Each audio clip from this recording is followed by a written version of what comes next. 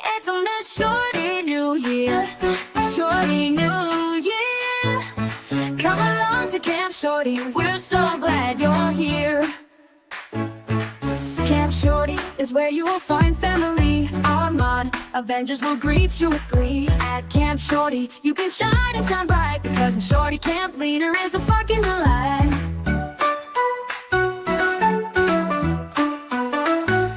It's on this Shorty New Year, a Shorty New Year. Come along to Camp Shorty, we're so glad you're here. Your opinions are valid. You can fly like a bird with your comments and scream. You will always be heard. It's the best chat on YouTube. You can cuss all you want, and here at Camp Shorty we even say cut. It's on this Shorty New Year, a Shorty New Year. Come along to Camp Shorty, we're so glad you're here. Let your cats be free, it's so liberating. We stay on topic, although occasionally things get a bit feral, but it's clear to see.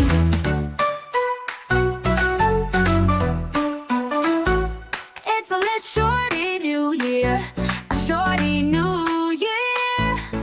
Come along to Camp Shorty, we're so glad you're here. Camp Shorty is where you will find family. Our mod Avengers will greet you with glee. At Camp Shorty, you can shine and shine bright, because the Shorty Camp leader is a fucking delight. It's on this Shorty New Year, a Shorty New Year. Come along to Camp Shorty, we're so glad you're here. Hey shorties, good to see you. Sorry. Well, look, I've got my extra booby top on today for you all. I know that there's going to be some friends out there who love it, so I'm here for it. Wait, my lights are all not good. How are we? Good to see you, everyone. I got my 4-inch cleavage for my special friends, my besties. I know they love it. Who's here? Dizzy's here. Amazing. Hi, Dizzy. Debbie Kruger's here. Beautiful. Lisa. Loves it when there's a Lisa in the house. Nick Francis. Hi. Meg P. Amazing. Amy. Prince Lover. Hi. Steph. I can't see anything. Nice. Donkey's Noggin. Love it. Welcome to members. You promised you'd be good. It's all right. You can be feral here. Taryn, of course. Finishing homework and listening. Back shortly. I love it. You do you, boo. Also Cheryl. Hello. Good to see you. Amber. Hi. Hey, Dizzy. Yes, hi, Dizzy. Who else? I can't see. Dave. Hi, Dave. Good to see you, friend. Did I say hi, Prince Lover? Hi. What's my microphone doing? Goodness gracious. What the duck? Exactly. What the duck? What day is it in your? Oh, who said that? I love. Hello, cunts. Right on. You fit right in. Hi, cunt. Frank's here. Hi, Frank. Good to see you. Daisy's lurking. Hey, gorgeous. Good to see you. Oh my God, my brain. I can't see anything. I mean, I was up at 2 again this morning, so my eyes are a little tired, but that's okay. Sassy. Hey, listening. Amazing. Feel free to lurk, listen, stop in and out of the chat if you want. What are you doing, Poppy? Poppy's here. She wants to say hi. What do you got? Come and say hi to the friends. Come on up again. You got a parrot. She's got too big a parrot to jump. She's like, I'm just going to be over here. Who else is here? Hi, Poppy. Kevin, amazing. Hey, lots of guys in the chat tonight compared to sometimes. Amazing. What are we doing? Well, tonight, hi, Ducking Margaret. Good to see you, darling. Oh, God. Of course, Buster's stuck in the bedroom. Hang on. BRB, walk and talk chat. Oh, Taryn, hang on. It's always Taryn when we start off. Hang on. Oh, yes, Buster, I'm coming. Goodness gracious. BRB.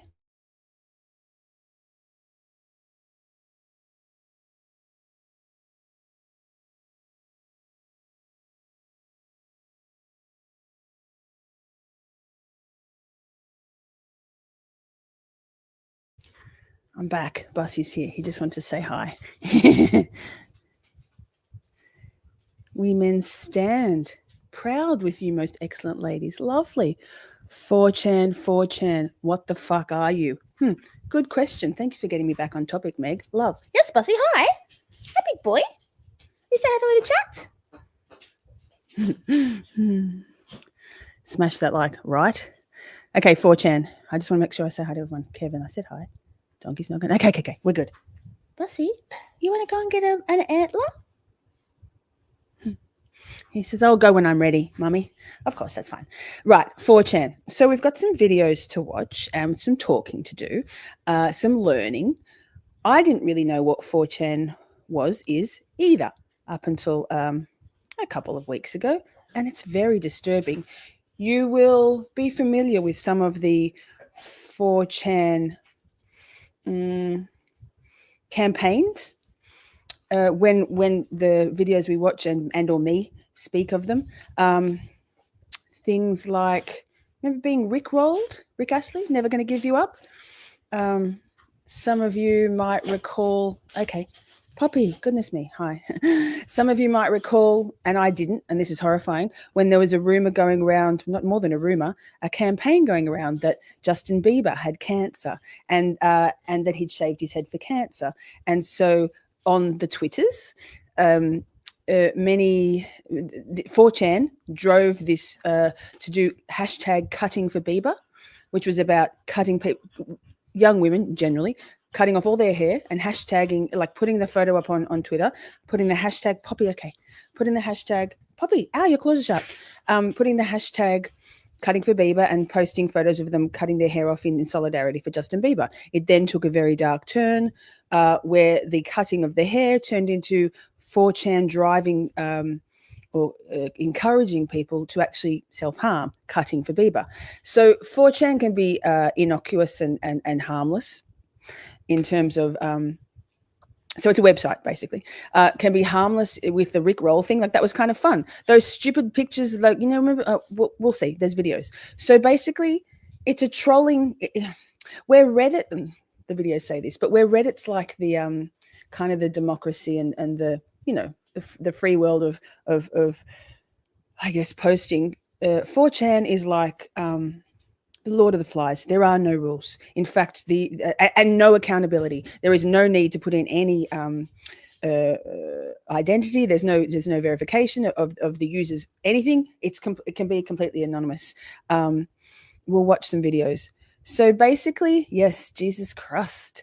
So basically, it's a website. It draws in the kind of people who like to fuck with people.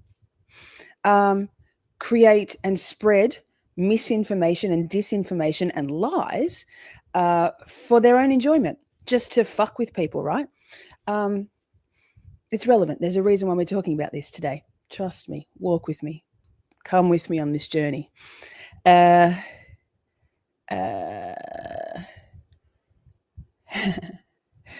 I'm just checking them. Sorry, my brain went, I better say hi to folks. I think I've got everyone.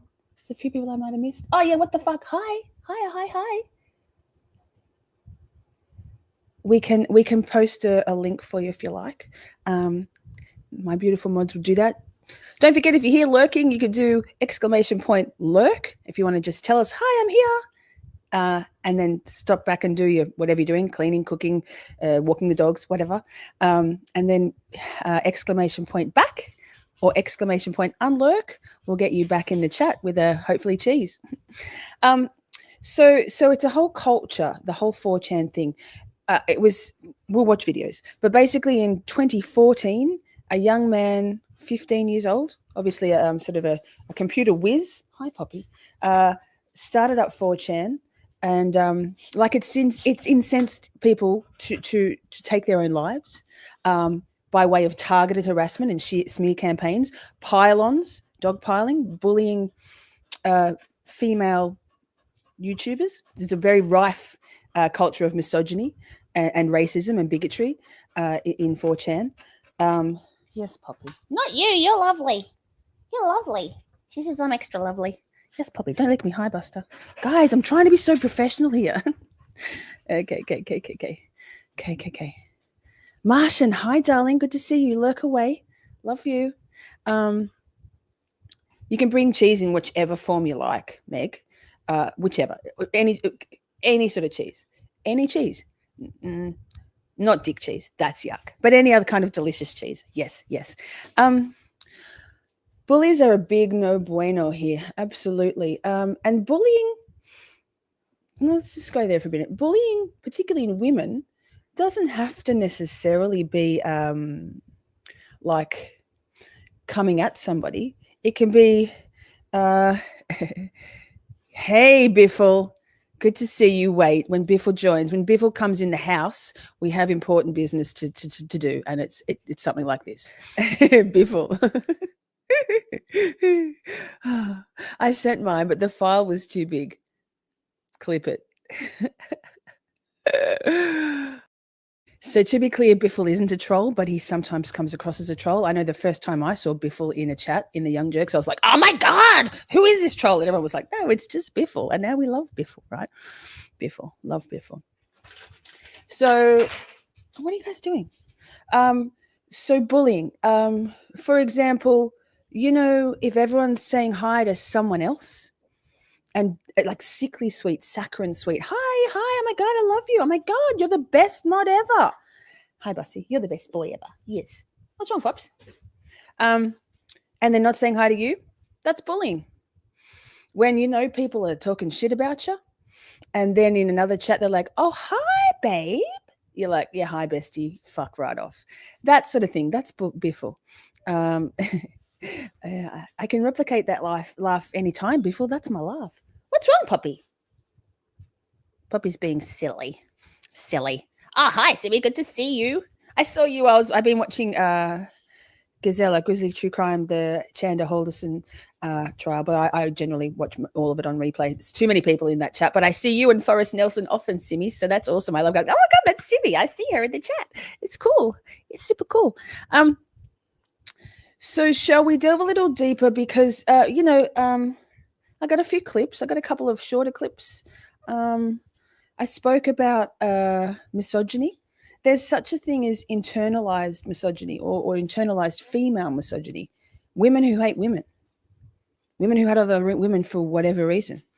You know, there's a whole lot of that going on the Twitter today, right? Again. Can of worms apparently was opened. And you know what? I'm here to fucking let's go with the worms. Let's get a spoon and eat them. Because I'm not taking it anymore. Like, whatever, say whatever. But we're going to call out the people and their origins. Someone most of us will know of, perhaps have been a victim of this person and their cronies, their flying monkeys, is absolutely an internalized female misogynist. Absolutely. Haters going to hate, right? And so maybe that person has their origins in trolling. Clip it. I've got it on video for you, saying as much. From years back, or about 18 months back. So, yep, that's it. You got big Unetti energy in the house? Boom. I fucking do. I got big 4-inch cleavage in the house today, and it's especially for those flying monkeys who haven't really got anything else to say about me except that I've got big boobs. What else? I love it. Yeah, I do have big boobs. They cost me a fucking shitload of money. Are you jealous? So this is for you. I don't know if I can get my cleavage to go up any higher. I could probably try. You're welcome. Enjoy the visual feast, ladies. It's like 12 grand to get a new set of boobs if you want them. Instead of hating on me, get some. Easy peasy. Right. So are we in? We're in. Ashley Bourne is here. Hi, Ash. Melbourne. Thanks, Simi. Boobs. For the haters. Love the tattoos. Thanks, Star. My favorite one is this pirate flag tattoo. Here. I got it a couple of months ago. It's a nice reminder that I don't know everything, and that I need to remember that the minute you realize you think that you know everything and that you've got this, as far as perhaps predators and narcissists and busters, that's when you don't know anything, right? So, who did I just see? Who's this? Hi, Miss Rita. You got a membership gifted the other night. I'm pretty sure it was Joseph Kane, but maybe not. Oh, way bigger, Joey. Way bigger, Joe Biffle. Way bigger. Lisa, welcome to all the emotes and the green. You all just want me to not be able to see who's in the chat, don't you? You're winning. Okay. Heather's here. Lovely. I came right in it. Grab a spoon and eat it. I don't know what we're eating, but let's light this candle. Let's fucking go, mate. Where we opened it, a can of worms has been opened, apparently. I felt it in my bones. I felt it in my energy. I've not been sleeping again for the last 2 nights knowing that this was coming. Biffle, just listen. Don't watch. Fucking jugs. Jesus Christ, what have I done? Jesus, fuck chat. I went into this knowingly. I told the girls, like not these girls, I told my girls that I was going to wear my most cleavagey top today just for my friends on Twitter. Because I know it's going to kill it, going to grind their gears so hard, and I'm here for that because, like, if that's all you got on me, that I got big boobs, I mean, yeah, facts. Shall we? Let me see if I can present a screen. Let's watch a little something on 4chan. We'll start with, thanks, darling. Oh, yeah, I'm like, man, underestimate me. I honestly, I dare everybody to underestimate me. I look like this because I look like this. Big deal. Pity the fools. Because we're going to go, we're going, chat. Shorties, lurkers, it's game on now. I've had enough. I've had enough. Bless. Let's keep going. Let me find the first video. It's just a short one. That's what she said. Oh, not that one. Why are they out of alignment? Of course, Poppy, for goodness sake, I'm so trying to be professional, which flies in the face of the cleavage, but we're trying. I don't understand why they're out of order, but anyway, that's fine. Oh, we're also going to, towards the end, we might do a little bit on projection, because projecting as a defense mechanism is really, really common. Hang on. Is it this one? No. God damn. Yeah, this one. It's the very first one. Fancy that. Yeah, that's how the tabs are, and that's how it is. So, yeah, let's ride. Let's fucking ride, Dave. Let's do it. Sharing? Yes. If Reddit is a fully functioning online democracy, then 4chan is basically Lord of the Flies. Simply put, 4chan is a collection of online forums where users can post comments and share photos. It's based on the old bulletin board systems that were big on the web in the early 2000s. There are dozens of forums, all tagged with an abbreviation like SP for sports, V for video games, and S for sexy, beautiful women. The kicker, almost everyone is anonymous. Posts and posters are given unique ID numbers, and any identity sharing is usually moved off of 4chan and onto a chat platform like IRC. Vox reports that 4chan gets 20 million unique visitors and 540 page views every month. 4chan was created in 2003 by then 15-year-old high school student Christopher Poole under his pseudonym Moot. Moot's 4chan started with just 2 boards.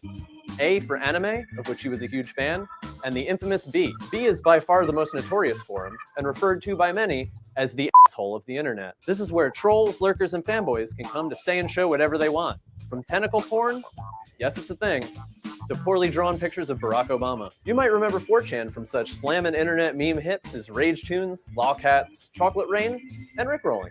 You can even thank them for internet hacktivist group Anonymous. B has always made their presence felt on the larger web. Poll hacking, for example, is a common pastime where users team up to skew public polls. Like that one time, B users manipulated a secret message into Time Magazine's People of the Year list. And when they sent rapper Pitbull perform a concert in Alaska through a Facebook contest. And when they won a Justin Bieber concert for all of his lucky fans in North Korea. Some of their pranks are not as harmless. In 2013, B used Twitter to convince some of Justin Bieber's fans that he had cancer. B was successful in starting the hashtag #CuttingForBieber, which encouraged fans to cut their own hair in solidarity. Then they took it a step further with Operation Cut for Bieber, where they staged photos of self-harm in order to get teenagers to actually cut themselves. It trended on Twitter within a few hours, and dozens of teenagers tweeted photos of their wrists, apparently sliced with razors. 4chan's moderators are usually on top of illegal activity that one can expect in the darkest corners of the internet. However, anything that isn't strictly illegal is usually left to its own audience. Debates about racism, nude photos, ridiculous stories about mudkips, and a whole lot of animated porn abound on 4chan. The First Amendment gets weird sometimes. For more on this topic, check out Mashable's latest coverage. And don't forget to watch the other videos in the Mashable Explained series. So I'm going to put these links of what we've watched into the description. Oh, no, they're already there. They're already there. There's one that isn't there. I'll pop that in later. It's a surprise. Thanks, Lisa. It's all makeup and lighting and cleavage. I'm distracting you with my 4-inch cleavage. Lol. Yeah. So what the fuck? It is interesting that there was, there's some innocuous, harmless, benign stuff that's gone out from 4chan, as is with any troll, any person who's trying to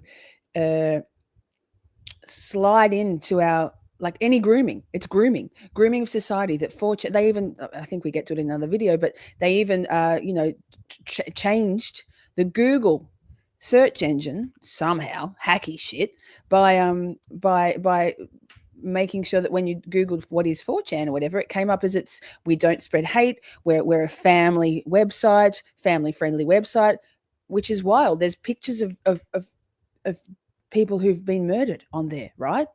So with anything, with any grooming, which is effectively what this is, grooming our society to believe that 4chan did the Rick Astley thing. Ha ha ha, Rick roll. 4chan has those. There's pictures in another video. You'll recognize the pictures. They all come from 4chan. It's a completely. Oh God, my mouse hates me. Let me just get rid of that one. Hang on. So. Wait, not that. This. Damn chat. I see Ruthie's here. Hi, Ruthie. Good to see you. Dave T from Boston's here. Hi. Okay, and Vixie Blaze is here. I saw. Hi. Yes, Daisy's back in the chat. Lovely. So let me just slide that tab out of the way, but not away completely because, me. Let me just check this next one. Okay, so this one's about the same length, this video. It's another kind of broad thing because I want you to understand that it's very hard to find general stuff about 4chan. Generally, there's like 4 worst 4chan, the most egregious and kind of nefarious campaigns by 4chan that ended up in mostly young women taking their own lives. It's despicable, and murders and murders being posted on the website. So that stuff is wild, but it's a more insidious, more creeping. It's a culture almost. It's a trolling culture. It's a culture of fucking with people just for your own enjoyment, and that culture can go everywhere from just trolling someone, spamming someone, to smear campaigns. And when your culture, when your origin, your sort of origin story stems from late 90s. Trolling from AOL's times, don't worry, we'll get to it, then maybe you can see how 25 years later, those same people are very, very skilled at spreading that misinformation, spreading lies as facts, and being successful in that sort of targeted operation. What is there, guys? I feel like there might be a mouse or something around there, which is fantastic. I love that for us. I really hope there's a mouse. It's not a mouse, is it? You guys gonna have to save me. Don't be silly. Okay, next video. We got this. Pasta. Poppy is gonna have to leave it. Get Timmy. Where's Tim? He'll get it. Hi, Poppy. Oh, hi, Bussy. Sorry, I thought it was Pops. Okay, what's this one? I think this is more about. You might think of 4chan as sort of this playful space where memes come from, but the amount of sincere extremism on there is not to be underestimated.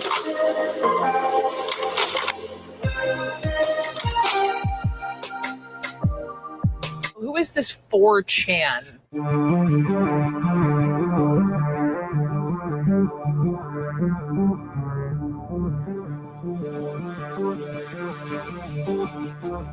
I translated it and hosted it.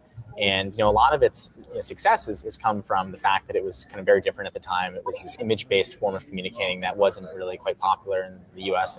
It's just a website with different subforums where people can post pictures in threaded conversations.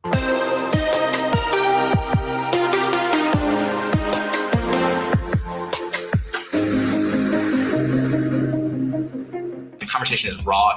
So wait, if you're just listening to this, there's sections that are words on screen, so just text on screen without any voiceover.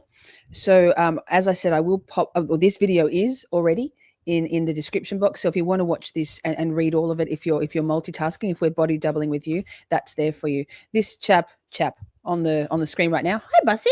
You're the other chap on the screen right now. is the founder. He was just 15 when he started 4chan. Interesting. Filtered, so you're getting like very truthful conversation. You judge somebody by the content of what they're saying and not their username, not their registration date. You can only have something like 160 threads that exist at any given time on a specific board. And for every new thread that's posted, an old one gets bumped off. Things like lolcats, so images of funny cats. You've probably been rickrolled online, so you clicked on a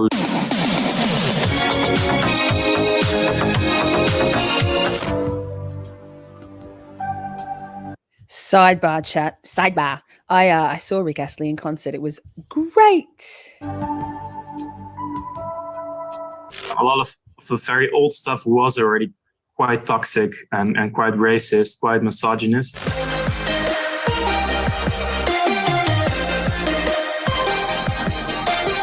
How the website is designed is that it really encourages a small sort of insular group to communicate. I don't see myself as any more an advocate for anonymity than I do for identity. I'm just somebody who cherishes having options. This sort of insular subcultural way of thinking also really fosters antagonism and hatred towards outgroups, towards people that don't belong to them.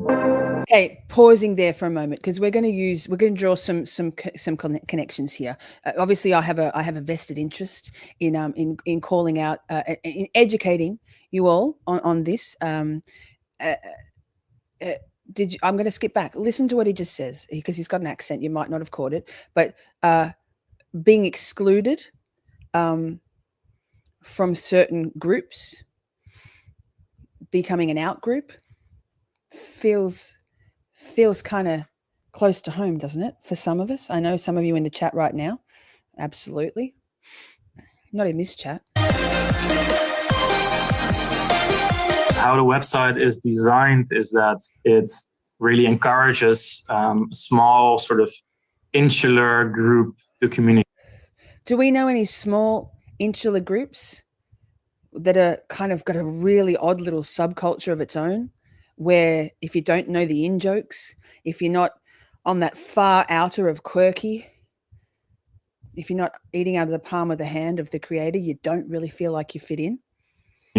I don't see myself as any more an advocate for anonymity than I do for identity. I'm just somebody who cherishes having options. This sort of insular subcultural way of thinking also really fosters antagonism and hatred towards outgroups, towards people that don't belong to them. So that doesn't have to be a broad, wide community. It doesn't have to be in society in general. It could be in a little tiny community. There are plenty of those on the YouTubes, right?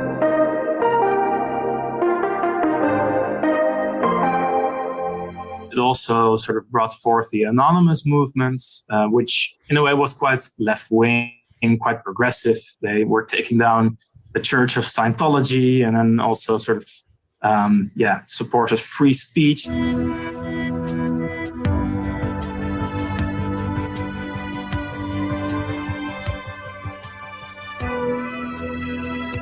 A lot of sort of apolitical gamers, young males were kind of politicized because of the Gamergate controversy, which to them was sort of a campaign against what they said ethics in video games, journalism. They told me they were coming to kill me. They told me specifically they were going to castrate my husband. And this kind of grew into resentment against liberals or social justice warriors, or what is now more sort of seen as resentment against woke or against cancel culture.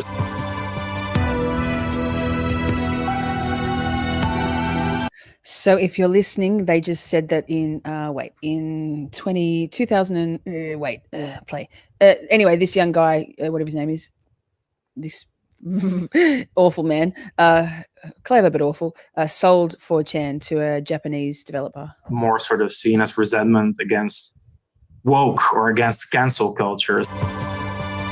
After Gamergate, Christopher Poole, I think his name was, stepped down as 4chan's admin.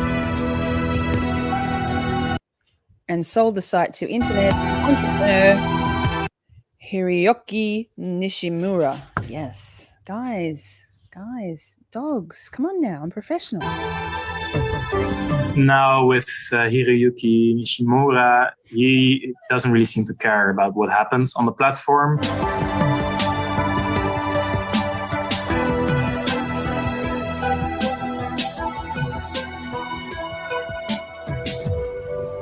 If one place censors things or deletes things, like Christopher Poole did with Gamergate back in 2014, then it's very easy for users to just create a new image board. So 8chan was created in response to Gamergate discussion being banned from 4chan. You can't prevent people from being radicalized to violence, but we can address the relentless exploitation of the internet to recruit and mobilize terrorism. Okay, so that's the end of that video. Nick, you asked a question. Why is female bullying, where is it? Why is online bullying such a female thing? Well, I think that in this world, statistically, in this YouTube world in particular, the majority of people are women.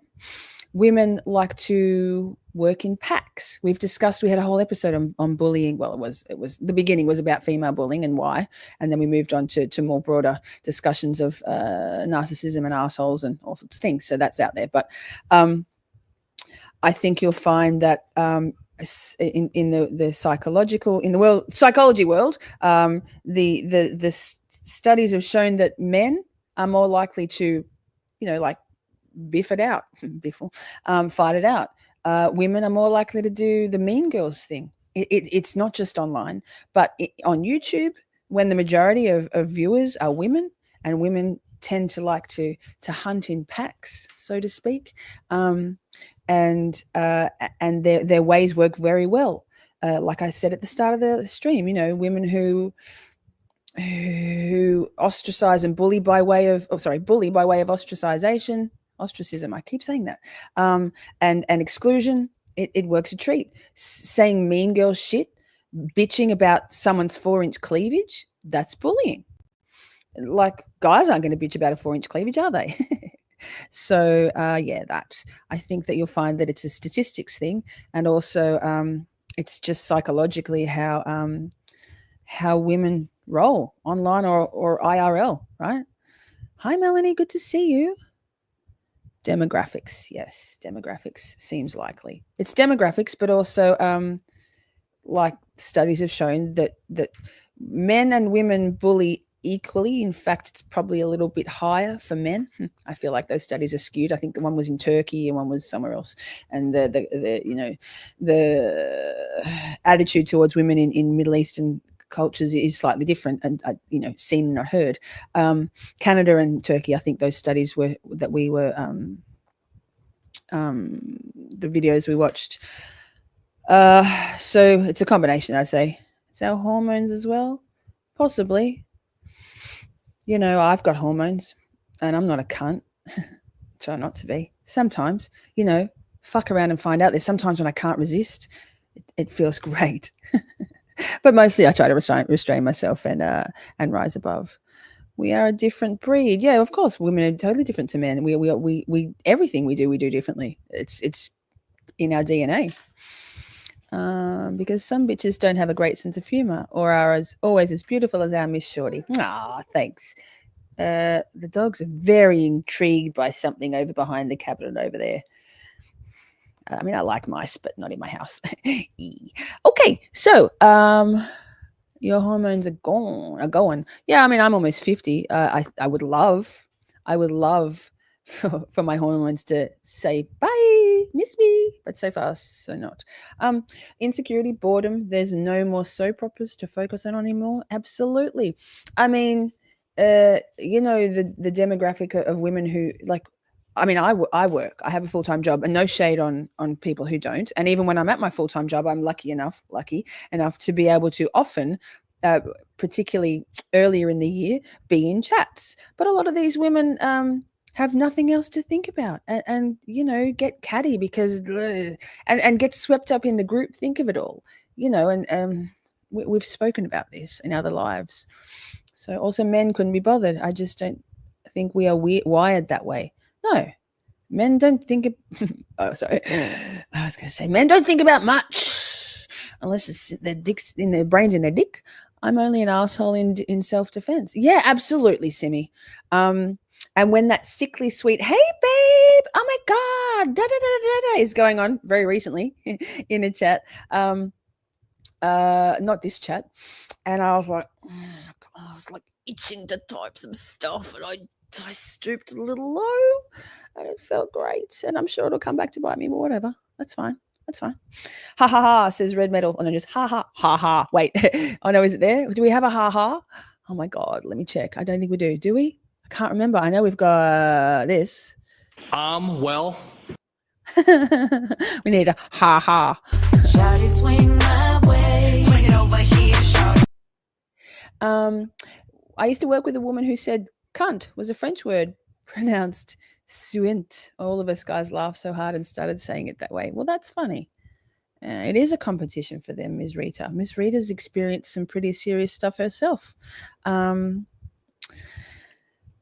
I think we probably all have. And on that note, while I think of it, if you have experienced any of the kinds of bullying that maybe just made you feel icky, the ostracizing, that word, in any chat community, whether it's the one I'm alluding to or the others that are sort of adjacent to that, or bigger picture, not, please do get in contact with Colors Flight. Now, she actually has a new email, the one that she had submitted before, and I've changed it in the community post, but let me just type it in the chat. Let me now think. Oh my god.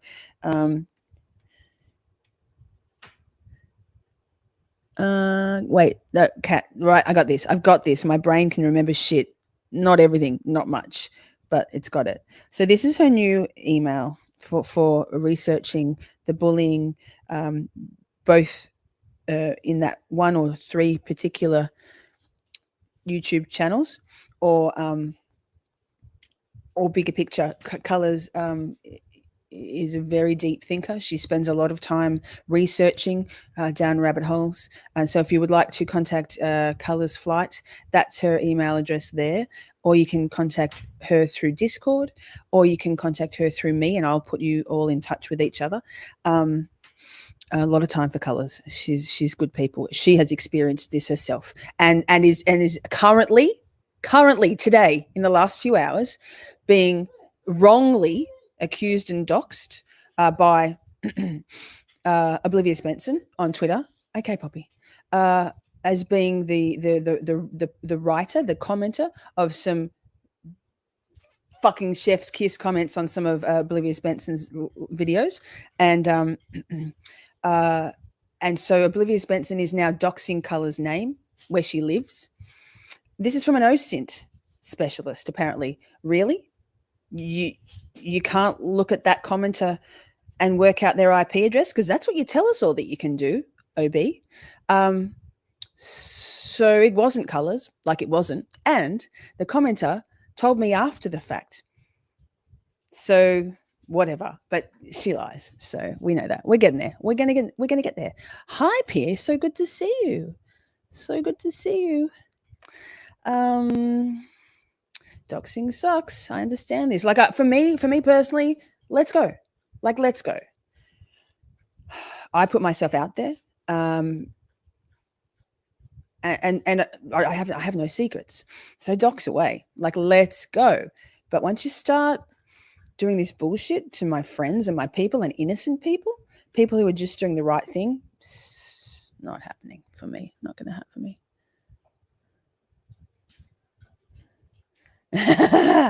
There it is. No. Awake, awoke. Stan, you. Stan, you did write those comments, and they were deleted or hidden immediately, right? But you got screenshots. I'm sure Colors will accept your apology. Poor thing woke up to me going, hey, by the way, you probably should know that, like, Oblivious Benson's doxing you right now. Sorry. I didn't. I said it more genuinely, heartfeltly than that. But yeah. Expect the unexpected. I am the main target. and anybody else like of that person, the hatred is palpable, visceral, and yeah. So Red Metal says, I am friends with the creator of a channel and she is getting bullied so bad. I feel for her because she is a genuinely caring person. Red Metal, if you could perhaps pass on that email address to your friend. Colors Flight is doing an expose. Here, I'll put it on the screen again. It's Cat's Eyes Ing. CATZEYEZING at yahoo.com. It doesn't have to be the small little niche community that I'm referring to, because this is a very big issue. So we're not having it anymore. We're calling it out. What the duck says, I also think women find their people and are loyal as fuck when they do. So it's real easy to fall into the hive mind. It needs to be conscious that, and sadly often is not correct. And if the culture of that particular community or group or circle of people has been cultivated to be one of rampant feralness and where anything goes, like say whatever, that's been nurtured and cultivated by whoever's the kind of the leader. It's just a real easy sidestep to go from that into like believing anything and saying anything, because you're all caught up in the culture of the very toxic culture of that group, right? Gossip works both ways, men and women, says Dave's channel. Dick or no dick, if you think you have a dick, but feel like a woman as the world turns. Yes, Dave, very politically correct of you. I do agree. And you know, I've been anyway. That yes, says Kat Coco. I see some pretty mean bullying on Reddit too about YouTube creators. Yeah, people like, it's in Australia, it's called the tall poppy syndrome, cutting other people down to make yourself feel better about yourself. People don't like to see success, which is weird to me. Rising seas lift all ships. I am here for I want everybody to succeed. That's my forever mindset, forever motto. I wouldn't have it any other way. And it baffles me to see people who don't have that same mindset. It's people who have got a lot of insecurity, a lot of self-loathing, and you know, I don't want to say narcissists, but assholes. People who've had a rough trot with their life in terms of maybe not being seen and heard and valued and validated by the people in their lives probably from childhood. You know, that causes a lot of problems in someone's sense of self. 100%. I just, you know, immediately deleted. That's right, Awake Awoke. But we know that game. We know the dirty delete game, right? So you took screenshots. So I'm just trying to get my lighting right. And just to give you another look at the 4-inch cleavage. Lol. I hope they're just, God's going to be killing them. The funny thing is that these people quite often, yes, awesome. Thanks, Red Metal. These people ad hominem logical fallacies. Oh my God, Poppy. Hey, what are you doing? You being a mouse hunter?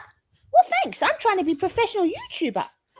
Ad hominem attacks in terms of logical fallacies, we did a whole live stream on that, is where people go for the personal attacks. They attack character rather than actually having a proper discourse, a proper discussion. And it's like when you've got nothing, go for the appearance. Okay, sure. I look like Jen Soto, apparently, and I've got a 4-inch cleavage. Yes, and next. The bullying, harassment, and threats across YouTube, says Ducking, has exploded over the last 5 years. Ducking, I'd love for you to contact Colors too, please. I know your story, and I think that'd be a really helpful thing. I saw the treatment you experienced firsthand. I was in that chat or 2 chats. And I can't tell your story, but I'd love for you to be in contact with Colors Flight if you feel comfortable, because it needs to be out there. We're going to take. I'm calling out the bullshit. I'm not taking it anymore. Enough is enough. I don't care about the can of worms that I'm ripping the lid off. Because fuck that shit. It's disgusting and it's got to stop. So many people have been affected by this very small group of regardless. And I don't mean to dismiss people who've experienced bullying in other forums or communities or in real life or in their family unit or whatever it is. It's all relevant. Unless we talk about it, there needs to be some accountability. And so whatever comes my way, I'm okay with that. I've been okay with it. Whatever. If it means I don't sleep and don't eat, that's fine. I'm not going to be silent anymore. And I have a voice. I'm going to use it. Like I'm a fucking lioness. Hear me roar, right? Shawty, swing my way. Swing it over here, shawty. So the real life threats are doxing, going after people's family members, and employment is in danger. 100%. It's despicable. People feel this sense of protection behind a keyboard. I mean, soccer counts easy peasy.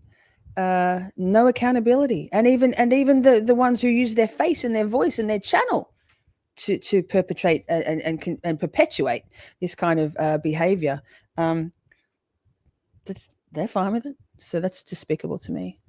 Oh my god, Dave's channel, same always. Oh my god, effects. I'm like, predictive text, please tell me which it is. And predictive text goes, I don't know, are you typing an E or an A? And I love words, so that's all right.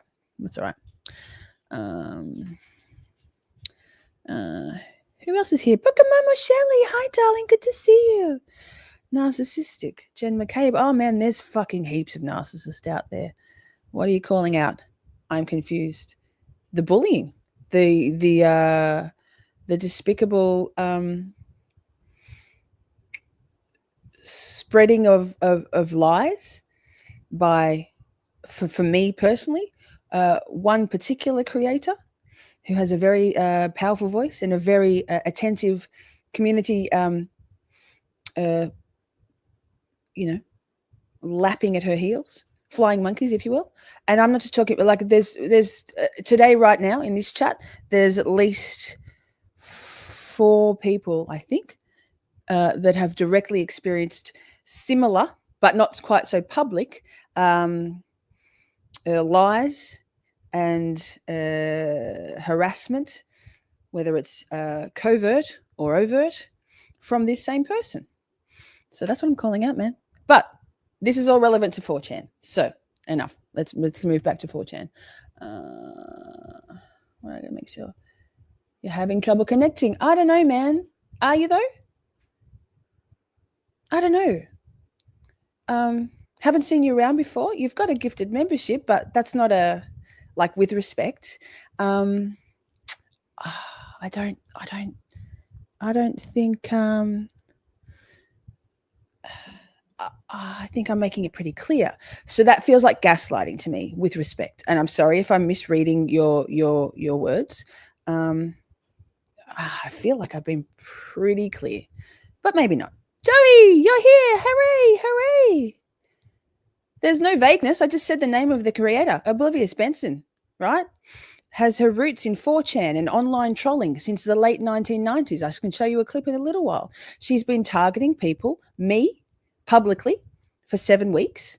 She's been targeting people covertly in her chats and spreading lies about all of them, me included, for months. So there. That. Is it clear now? Yep.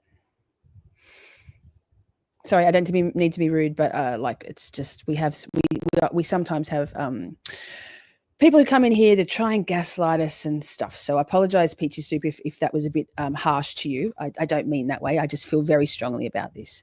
So that. And Joseph has come to the strip club. He's brought his wallet. I love that.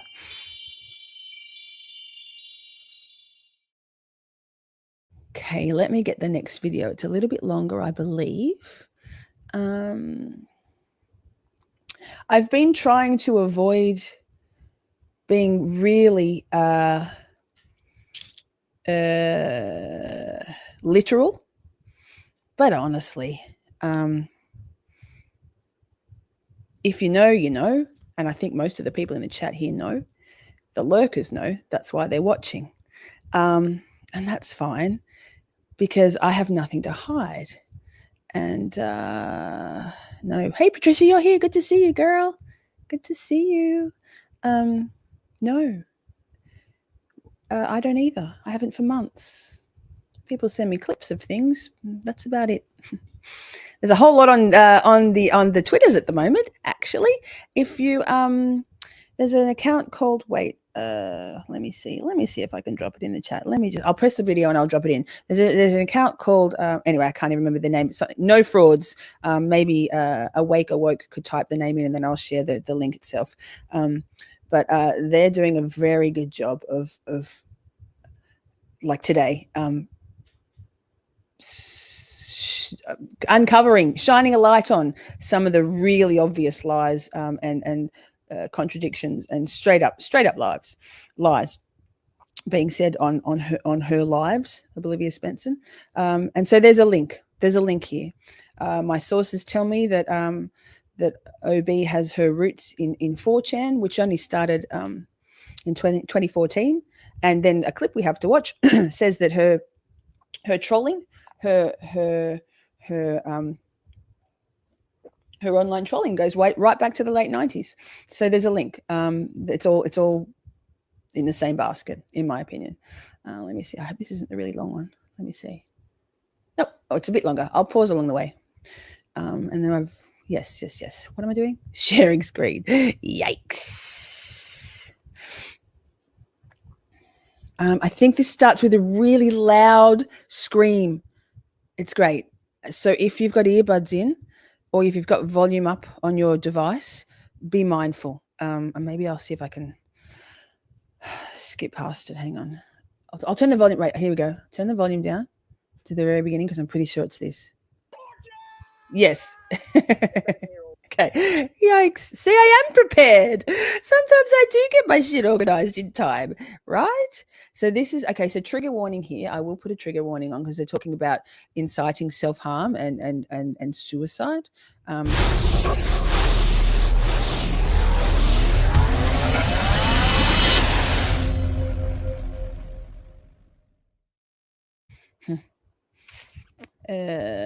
So this one's about 35 minutes long. I've watched it, but not in. But so this is more some more specific stories about the really bad shit that 4chan has been the orchestrator of. But I want you to understand that saying a few mistruths, saying some shit that isn't true about someone that you don't like, is all good and well. But when you I think it's a gifted membership, Prince Lover. Yeah, it's all good. It's okay. It's okay. So let's watch this. So I want you to understand that, like I've been talking about, the ethos and the culture of 4chan stems from fucking with people by spreading lies and misinformation, whether it's community-wide into a smaller community or targeting one person or a small group of people. And it's for no other reason than to create havoc, because some people out there genuinely enjoy making other people feel miserable. It's just a fact. So before we go into it, this and this, did I say this? Is this another one, Joseph? Have you got your wallet out? Young woman who was popular on social media was murdered in Utica. Discord is notorious for having too few regulations. How fast V is also known for giving birth to the online hacker group Anonymous. Anonymous is an international network of hackers who describe themselves as hacktivists. Sorry. You might recognize them by their Guy Fawkes masks. In the beginning, Anonymous started out as a group of trolls. They sent unpaid pizzas to houses, crashed websites, and did prank calls. I want pizza. I mean, it's no surprise coming from a website that mainly consists of trolls. But in 2008, things changed for Anonymous. A video of Tom Cruise praising the Church of Scientology made it online. However, the video was taken down by the church. Anonymous didn't like that, so the group of hackers retaliated. They began a massive operation and attacked the church's servers with fake data requests. Wait, Poke, Shelley, I did give the context for this shirt today at the start of the stream, but I don't think you were here. You came in a little late, and better late than never. Today on the Twitters, apparently the most egregious thing about me, or one of many things from the Flying Monkeys, is that I have a 4-inch cleavage. So what I thought I'd do for my friends, my besties, who are definitely watching, was to wear my most cleavagey top. So we got the full maximize of the 4-inch cleavage. These boobs cost me a lot of money, right? I got them when I was a sex worker. And I worked hard for these fucking bad boys. I love them. and I'm not going to cover myself up because washed up, jealous old women think that it's just save some money, ladies, and get your own. It's okay. It's all good. I don't mind what anybody else looks like. Why do you care what I look like? But thank you. The top is very tight, hard to get on, and that's why we're wearing it. Anonymous explained that this was punishment for brainwashing its members. They then uploaded a YouTube video titled Message to Scientology. Hello, leaders of Scientology. We are Anonymous. Anonymous has therefore decided that your organization should be destroyed. We are Anonymous. We are Legion. We do not forgive. We do not forget. Expect us. And from that moment forward, Anonymous fought for more legitimate causes, but they still continued trolling on B-Board. On 4chan, the trolling never stops. Once a year, Time Magazine opens up a public poll to choose the most influential person for that year. Throughout Time Magazine's history, the person of the year has always had a huge impact on the world, until this incident. 4chan's B-Board created a plan to make 4chan's founder Christopher Poole the person of the year. This 21-year-old went up against Kobe Bryant, Manny Pacquiao, and even Oprah. How could he possibly get more votes? Now, that's more like it. The voting process was simple. All candidates were given a score from 1 to 100. Whoever has the highest score is ranked number 1. Joseph, is 4chan considered the dark web? No, 4chan is a channel on the regular web. The dark web is a whole different system, as far as I understand.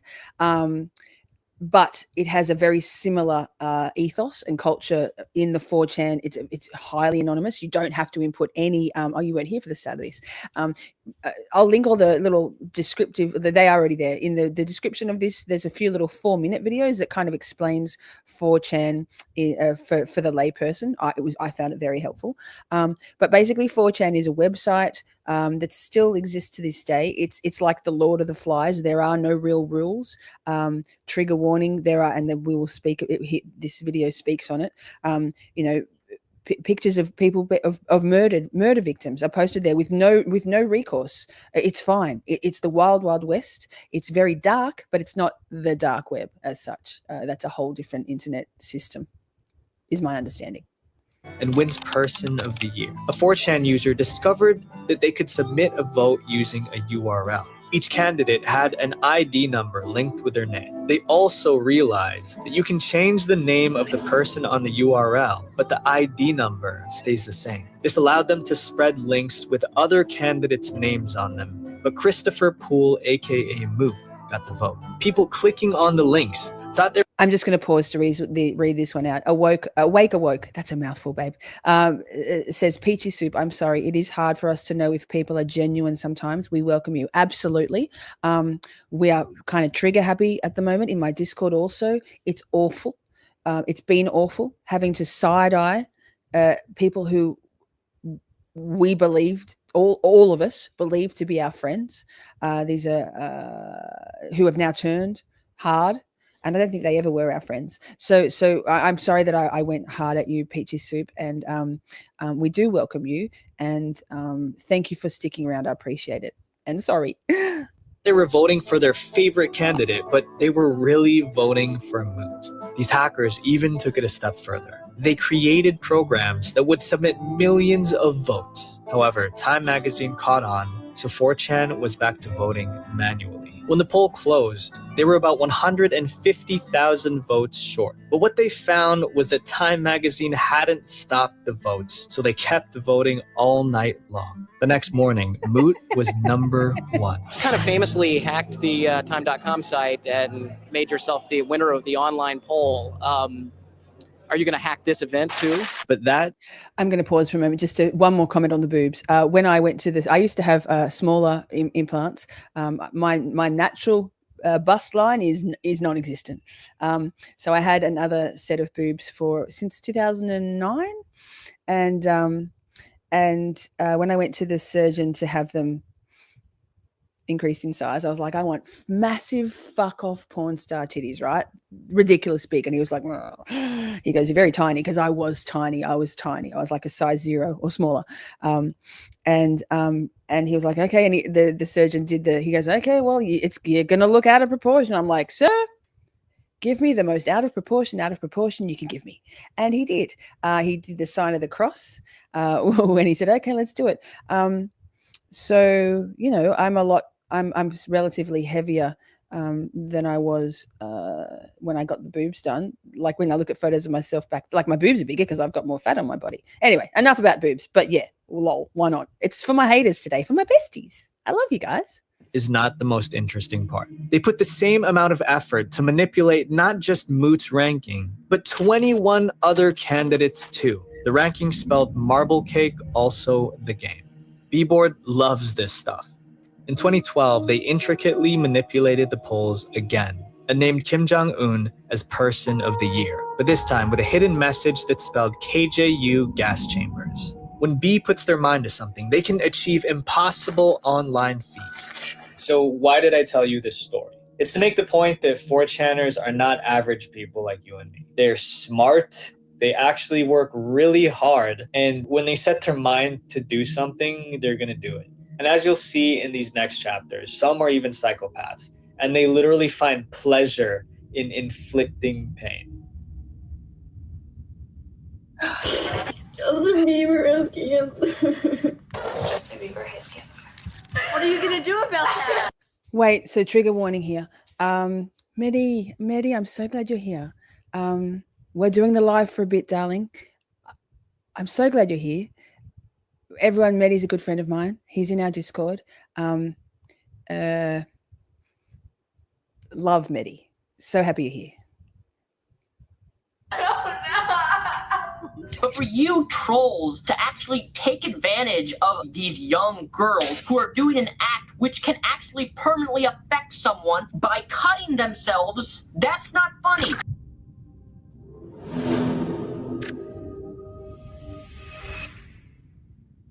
4chan users love making jokes, and I have zero problem with harmless laughs. The site gave birth to lolcats, rage comics, and even Chocolate Rain. Chocolate Rain!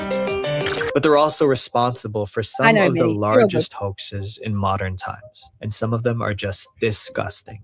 In 2017, a hoax campaign was started by the members of 4chan's B-Board. Their goal was to give the OK hand gesture a different meaning. You may have seen some claims on social media lately that the OK sign is a hate symbol used to say white power. One anonymous 4chaner gave the order for everyone to flood social media platforms, claiming that the OK hand sign was a symbol of hate. The user even provided a helpful photo showing how the letters WP could be traced. The hash.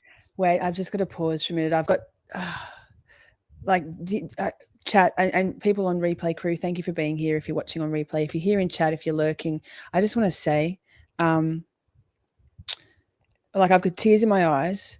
This community we have here right now is perfect. It's been an emotional time for me. We're going to go back to the video, but just seeing Colors come in. So Colors is in the chat, and I shared your email before, Colors, and I'll share it again. Thank you, Stream Elements. Thanks, Amber. So on that note, replay crew, if you want to watch the live chat in replay on your handheld device, all you need to do is swipe left on the comment tab. Don't go into it. Just go to the comment tab and swipe left, and it will give you the option for the live chat instead. So that I just want to say, I'm so proud of us, and I kind of love you all enough that I cry on most live streams because of how amazing this community is. So thank you. Power hand privilege was used, and fake Twitter accounts were made to bombard news organizations with misleading details. Oh wait, it worked. Several times, cadets and midshipmen flashed a hand signal similar to the OK sign that's now used by power groups. While this hoax probably didn't do too much damage, others did. On October 23rd, 2012, there was a post going around claiming that Justin Bieber was diagnosed with cancer. Justin Bieber has cancer.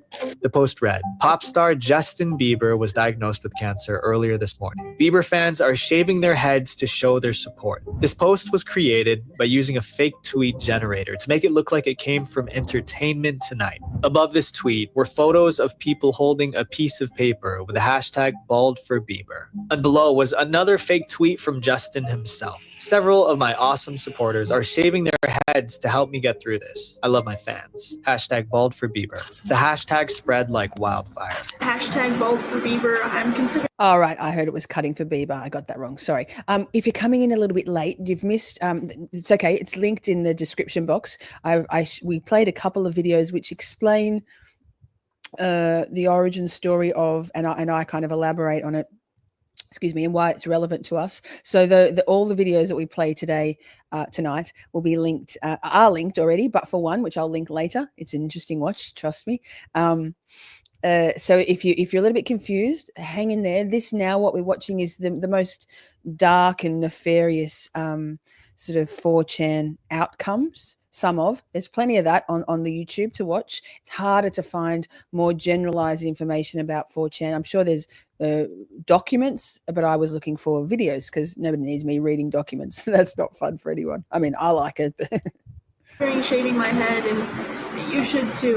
Within 1 week, 900 people tweeted the hashtag, and some included pictures of their own shaved heads. The 4chaners even created fake medical reports. He made a fake email from a supposed doctor and also a fake medical chart that confirms that he was positive for leukemia. The hoax was short-lived, but just a few months later, it returned with a disturbing twist. In 2013.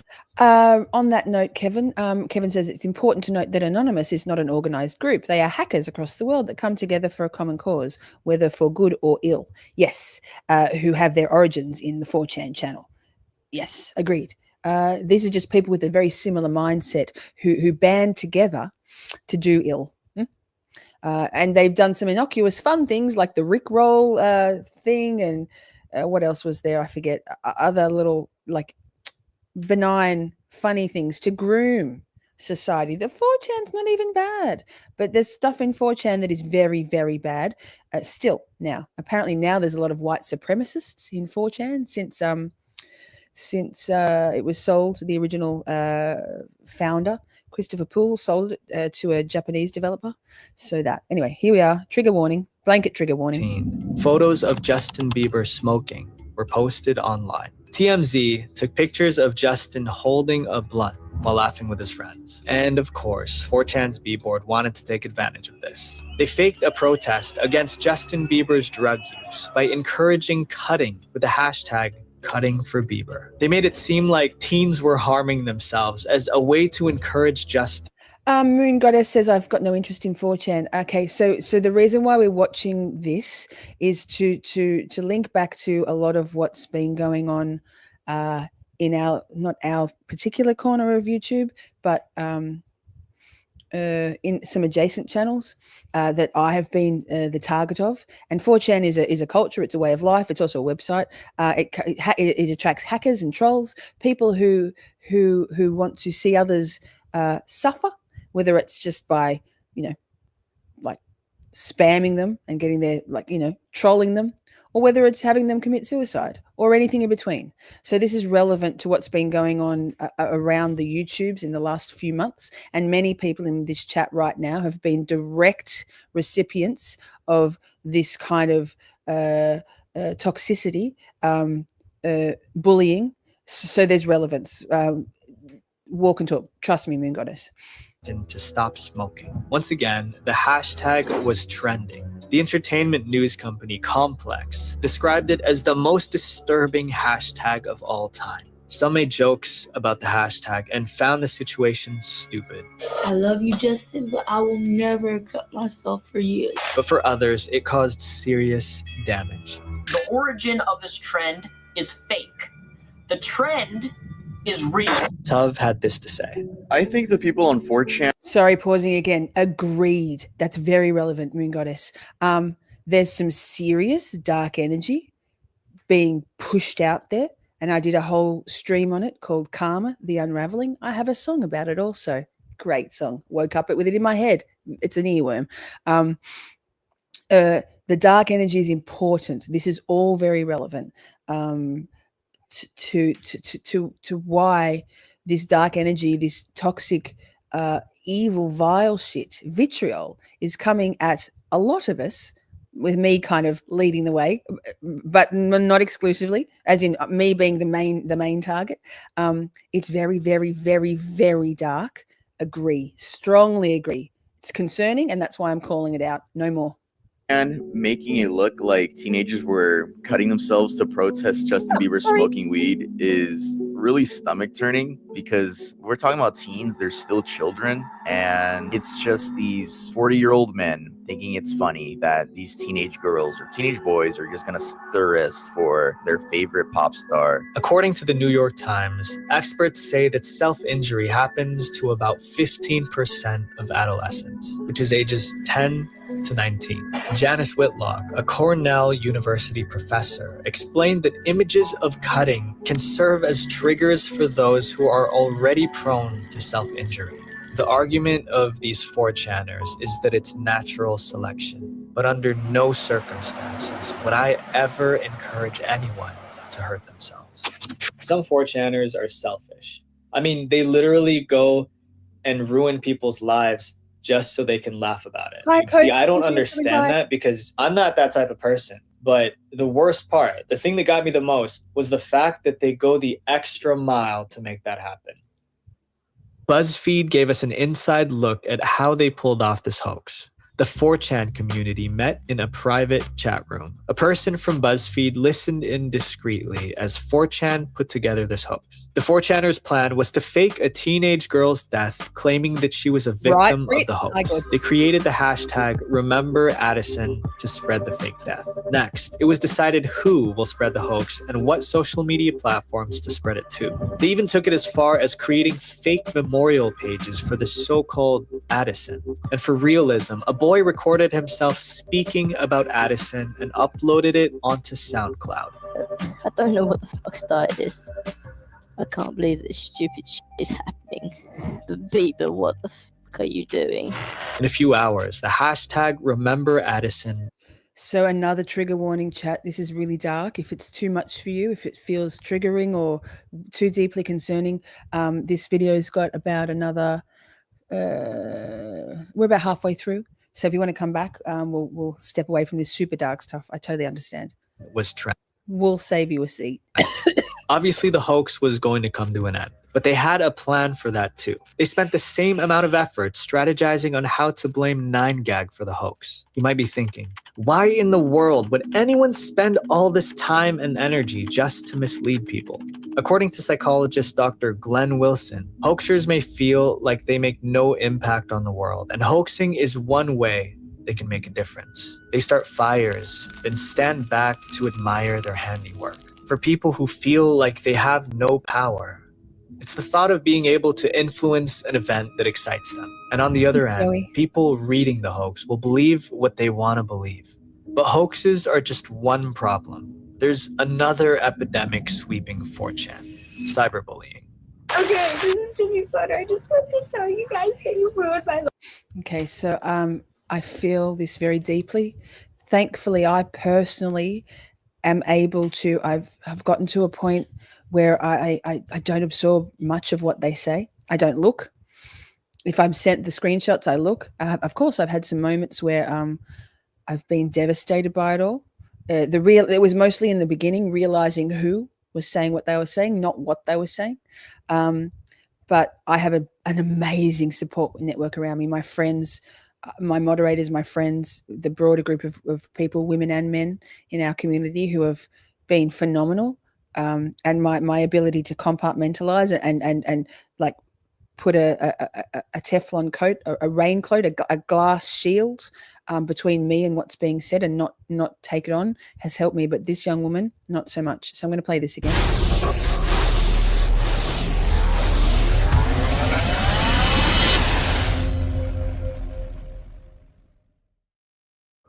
My household has been torn ever since you guys started doing this. I haven't been able to do anything. And if you come near my daughter, guess what? consequences will never be the same. You lying bunch of All right, so leading into this insane case, I think it's the perfect time to talk. So I've gotten sponsorship opportunities before, but I turned them down because they didn't benefit you guys. But because my goal is to help you guys stay safe online, one of the first steps is with a VPN. Nowadays, we don't just have computers. We have smartphones, smart fridges, home security to your IP address. They have a in track. If you have any issue for months to protect, click the link in the description. 4chan is home to the biggest online controversies. According to yourdictionary.com, a controversy is a dispute, especially a public one, between sides holding opposing views. Outside the dark web, there's not many websites that have generated as much controversy as 4chan. We have the Gamergate controversy, which was an online harassment campaign that attacked women in the video game industry with death threats. Then there's the controversy of Trayvon Martin. He was shot and killed. Then a person hacked into Trayvon's email and posted screenshots to 4chan claiming that the teenager deserved to be killed. But I'm just going to pause for a moment and say when we move on from this, I've got a little clip of a friend of ours, lol, freely admitting that for decades they've been a willing, happy troll. And then we're going to talk a little bit about projection, because a lot of what is said about folks is actually projection. My favorite one is she's an irresponsible creator. I love that. Give me examples. Just one example, please. Please. Can't. Not. But so we're going to talk a little bit about the psychology of projection, and then the next live stream, which I've separated into a second one, which is scheduled for 8:30 Eastern or 12:30 Sydney time today. So in like an hour and a bit, we're going to talk about the tendency, the psychological phenomenon of deflection and things like gaslighting. It's Dr. Ramani. Yay! Gaslighting, projection, triangulating. Man, mind blown on that. So if you're interested in Psychology Corner, it's tonight. All right. this next controversy is more personal. This is the story of Jesse Slaughter. On July 10th, 2010, a user from the Sticky Drama website posted an accusation. This user claimed that the singer Davy Vanity of the band Blood on the Dance Floor was having an illegal relationship with Jessica Leonhardt, aka Jesse Slaughter. Already having a bit of internet fame, Jesse posted a response to the accusation saying it was false, but in a pretty weird way. People, STFU, this is a very private matter and I'm dealing with it. My mom has read this and is talking to Davy on the phone right now. We're just friends. More people were insulting her post, so she created a YouTube video addressing them. Stop hating on me. You're just jealous because I'm perfect and you're not. Nobody else can be this pretty with no makeup on. She continued with more vulgar language. And if you can't realize that and stop hating, you know what? I'll pop a Glock in your mouth and make a brain slushy. This video of a little girl cursing up a storm obviously caught the attention of B-boys. We all know how that turned out. 4chaners were relentless in insulting Jesse Slaughter, and being the aggressive people they are, uncovered her phone number, address, and Twitter account. They began flooding her household with prank calls. We are investigating the disappearance of a Mr. Derek Cooper who we believe to have been associated with your daughter. You're investigating what? A disappearance of a Mr. Derek Cooper who we believe to have been associated with your daughter. My daughter's 11 years old. Then, they bombarded Jesse's family with hate emails and sent packages to their house. The video made its way to Tumblr, and at that point, Jesse has had enough.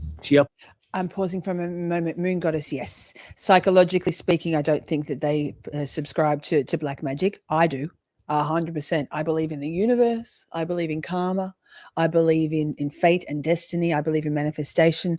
I believe in all of that. I feel energies. This is why I've been waking up again at 2:00 in the morning. Nothing's changed. Like nothing had changed. Stuff has changed today. Interesting too that the chat has dropped off by about 20 people. I wonder why they didn't like it anymore.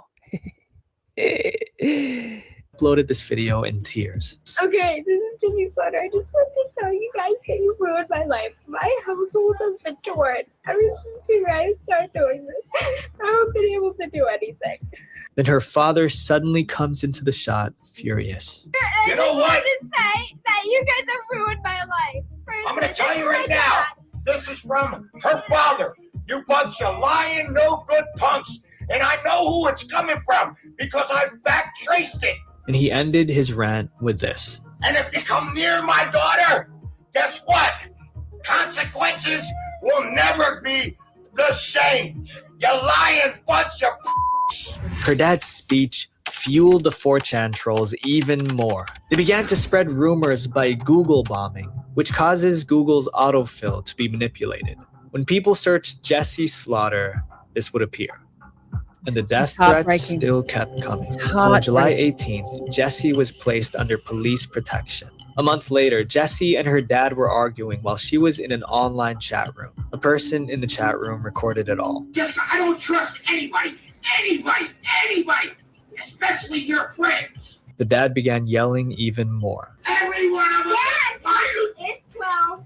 Lie. Just when you think that the controversy has reached its peak, it got even worse. In 2011, Jesse's father was arrested for child abuse. According to an official report, the father explained that Jesse punched him in the mouth and he slapped her in retaliation. But later, he changed his story, saying that Jesse didn't punch him at all. The father was arrested but released on a $5,000 bond. As the years went by, Jesse's mental health declined. She appeared on Good Morning America talking about how cyberbullying changed her life. Now Jessie Slaughter, which is actually her screen name, is about to enter counseling. But these viral videos may just end up haunting her forever.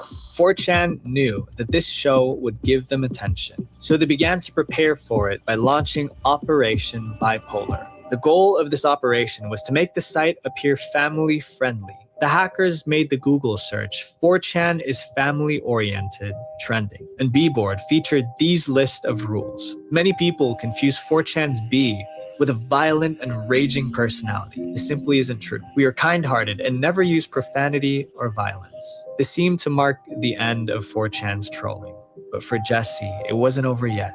1 month later, Jesse's friend posted an unexpected video onto YouTube. I'm saying sorry for everything that I've done. I feel really bad about it now. I'm in foster care. Her video outlined her apology, but what struck me the most was that she was now in foster care. And the very same day the video was uploaded, Gene, Jesse's dad, had a massive heart attack and passed away. Some say that the heart attack could have been caused by the stress of the controversy. And honestly, it probably was because of that. And as of 2017, Jessie has been diagnosed with fibromyalgia. Jessie's story is filled with pain and suffering. When she was a kid, she made stupid decisions. She talked like a brat and acted like one too. But do you think that an 11-year-old girl deserved all that unending hate? We're all human. We make mistakes. Jessie Slaughter's life was ruined, and a huge part of that was because of the trolls on 4chan. But hey. I'm pausing just to say, God, that was, sorry, I had to go off camera for a second. Another bout of tears from me. Colors, I think it's deeper than that. Colors says that OB just believes whatever anyone says to her. I think, it's my firm belief, that OB, Oblivious Benson, actively creates the lies. I think she's the one. I think she's the one. That's my very strong, firm belief. That she is the one perpetuating and as is with the 4chan and this kind of this ethos of sending out lies, targeted campaigns. No doubt in my mind. She's not stupid. She's the initiator, in my opinion. Allegedly. Not even allegedly. Fuck. She's still alive. In this next case, the victim wasn't that lucky. A 17-year-old young woman who was popular on social media was murdered in Utica, New York. Her killer posted the images of her body online, and they soon went viral.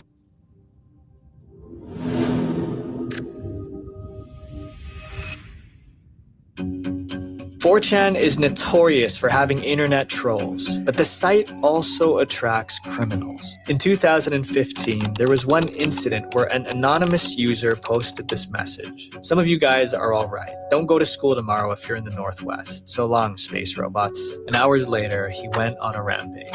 We heard a really loud pop next door. Hannah Miles was in writing class when a blast of gunfire from the next room sent panicked students rushing to the exits. A barrage of shots were fired, one right after another. We just started running for our lives. Some 4chan users were even encouraging the shooter. I suggest you enter a classroom and tell people that you will take them as hostages. Make everyone get in one corner, then open fire.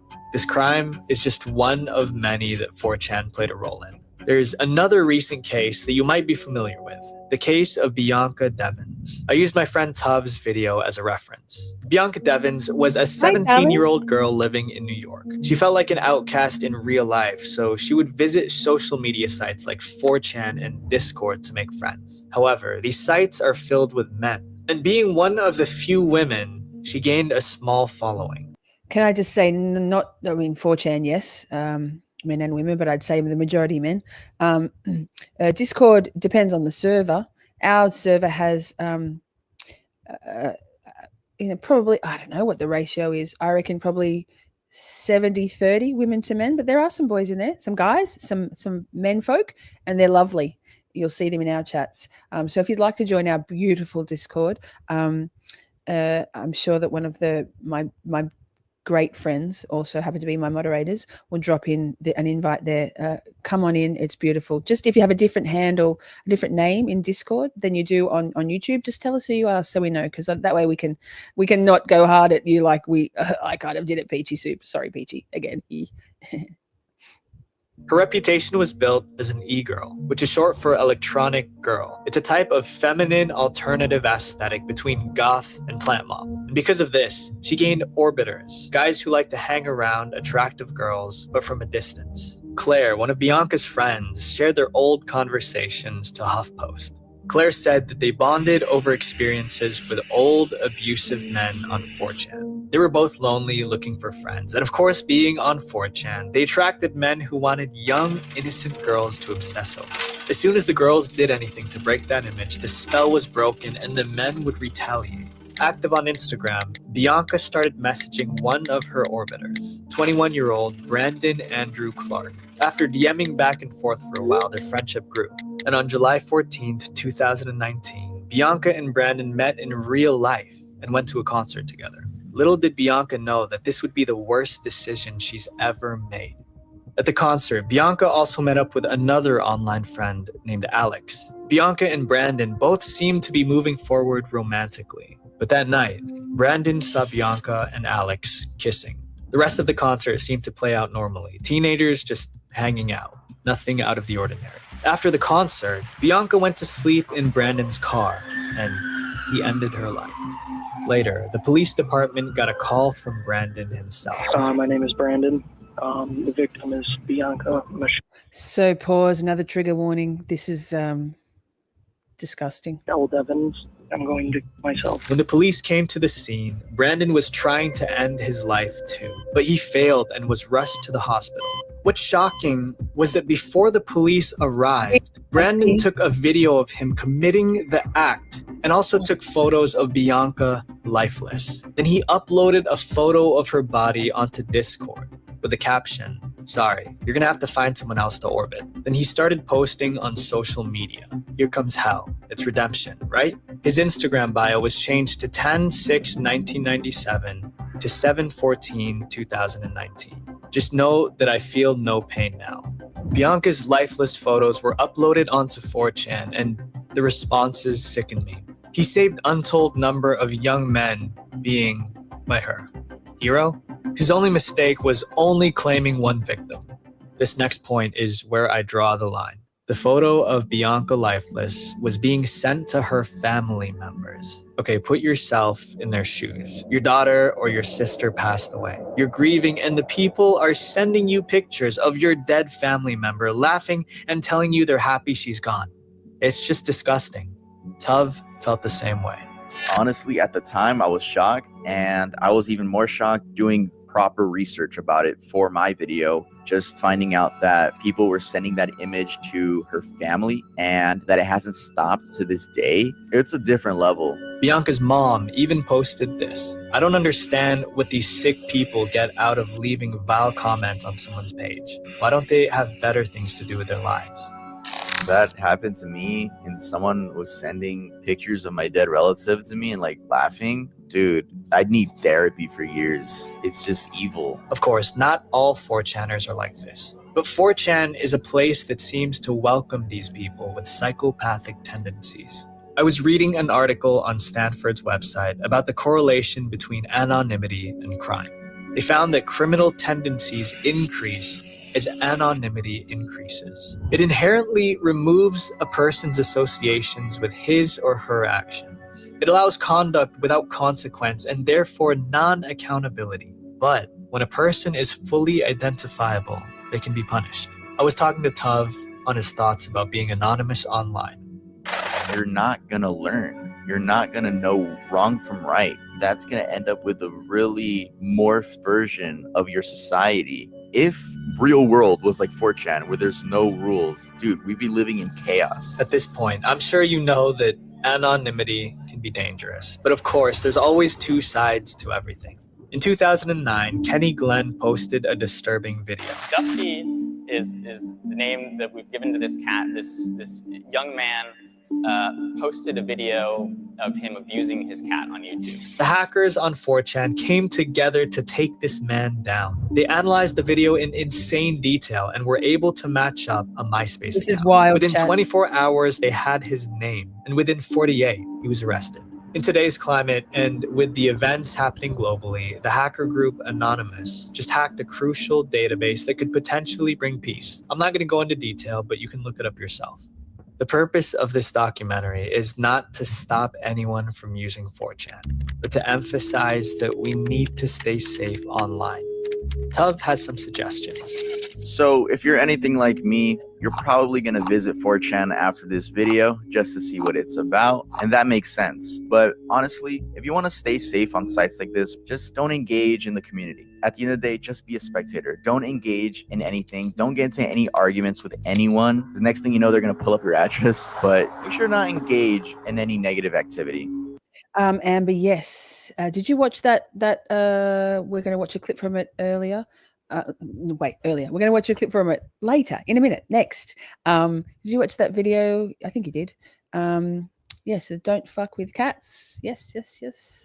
That's it. Same. But that person, the person, Oblivious Benson, was supposedly involved with that don't fuck with cats exposing or investigation. Don't believe a word she says, though, so... My friends, I want to encourage you to be yourself. But when I say that, I don't mean that you should fulfill your dark desires. I get it, we're human. But I want you to be the best version of yourself. The version that keeps yourself accountable when no one online will. Here's my challenge for you. For 3 days, I want you to go on any social media platform and comment something positive to someone. You never know if they're going to need it. There will always be people who want to see others fail. But my hope for you is that you become a person that strives to help others even when no one is watching. And hopefully together, we can make the world a better place. Visual Venture. Fucking yes. Please subscribe and hit the bell notification. Fucking yes. And watch these two videos right here. The goal is going to be 100,000 subscribers by the end of 2022. Honestly, I can't believe the amount of support that you guys are giving me. It's incredible, and I would have never dreamed that I would be here right now. So thank you. There's going to be a ton more documentaries to come this year, so stay tuned. I love you all. Peace. Peace. Thanks, man. Good video. I appreciate it. Wait, so we'll stop sharing that. So it's a nice little segue. I'm pretty sure I've got this queued up. What am I doing? God only knows. Lord. You have so many feelings. That was so intense. It was intense. So a lot of extremely dark, evil stuff has been perpetuated, initiated, and followed through with by 4chan people. But it's not only, right? It's not only that. it can be. I guess my whole idea for this live stream came from the information that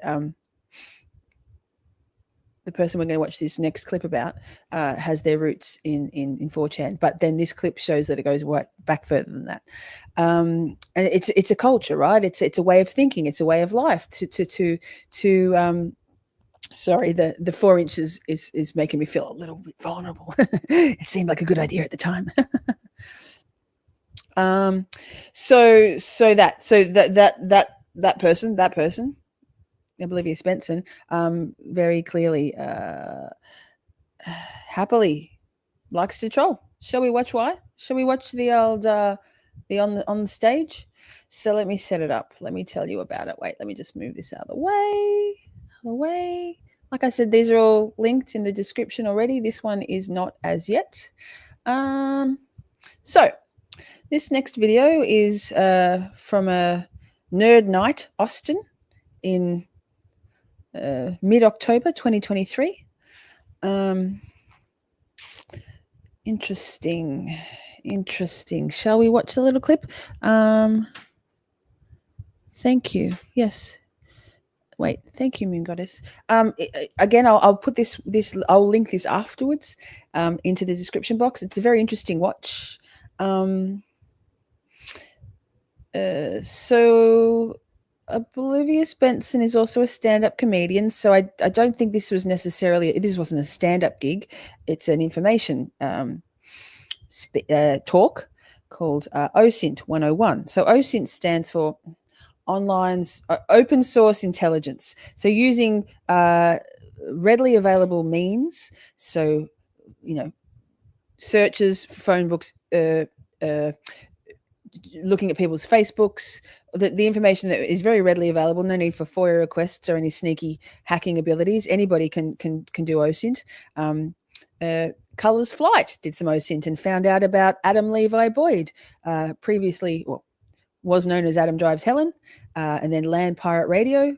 Also, we like to not fondly refer to him as the pedo pirate. My former, whatever that was, pirate flag, boyfriend, lol, catfish, predator, yes, manipulator, yes, and anyway, that. So let's watch this. OSINT is the speech. If you want to watch the whole thing, I mean, take it all with a grain of salt, but there were some nuggets in there about the validity of the claims that Olivia Spencer has made about her being mugged. Agree that was valid, obviously. There's I have news articles about it as well. The claims that she was stabbed to the point of needing many stitches, and that the pain, you don't feel it, you go numb. She had a few defensive wounds on her hands. Don't get me wrong. To be mugged and to be assaulted by muggers when you're just minding your own business is 100% a traumatic, life-changing experience. Don't get me wrong. I'm not minimizing that experience whatsoever. I am calling into question, and it's out there that what she's been saying. No, she is. She does gigs. She does. Not my kind of humor, but anyway. So that the claims that she was terrified of me because I, spoiler alert, didn't threaten to come stab her and kill her, and that I knew that she'd been stabbed. So obviously that was me being especially evil. There were no death threats. There was no coming to stab. There was none of that. The songs she references aren't relevant. Aren't any of that. None of my songs have any death threats in them, nor any hashtags alluding to death threats or outright making death threats. But she incensed her community to be outraged by it because she'd already laid the lies that she was stabbed. I believe the claims were that she was stabbed in the leg, but the news articles and even this speech, this talk, not a clip I'm going to play, but it's there, talks about the whole incident, and it was defensive wounds and a big black eye. Apparently a shattered orbital bone. Again, obviously that's unacceptable and traumatic, and I'm sorry that anyone, even Olivia Spencer, would have gone through that experience. I get it, but you can't embellish a story to garner sympathy, to then weaponize something that wasn't even there to be weaponized against me or anybody. Just saying. Not having it. Calling out your bullshit, love. The internet is forever, babe. OSINT. Just saying. Let's watch it. Here it is. Pretty sure I got it queued up nicely, but we'll see. So this is from Nerd Night Austin, the website, or the channel. So we're allowed to play this. I'm coming in. It's 10 minutes in. It's almost an hour long thing. You'll recognize the voice. Trigger warning. If this is triggering, sorry. We'll only play a little bit. I was also obsessed. Do you recognize these words, anybody? Hunters, DOS attacks, and tossers. One guy. Love ya. Okay, so back in the day, this is post ARPANET. So this is like mid to late 90s. There were things like hacks, but it would say like, there's a worm, and then there'd be a digital worm, stuff like that. Or like, oh no, you got hacked, and a big old skeleton would pop up and spook you. That was made for TV. That's not really a thing. That maybe happened to 5 computers at the time. The normal thing that would happen, though, is you go in AOL Messenger, and then a bunch of pedophiles would hit you up. ASL, ASL, ASL. And you go 14 female texts, and they'd be like, that's hot. And you're like, ah! So that's pretty much how the internet went, is you just went through until you figured out if this person was legit or not. Wait, so I'm just going to pause there. Those of you who know, interesting. This was 18 months ago, maybe not quite, 15 months ago, mid-October 2023. Normalizing and joking about pedophilic predators of teenage girls. Right? So she's okay with this. She thinks it's funny. And sure, maybe we're as is her MO, to poke fun of people, serious stuff.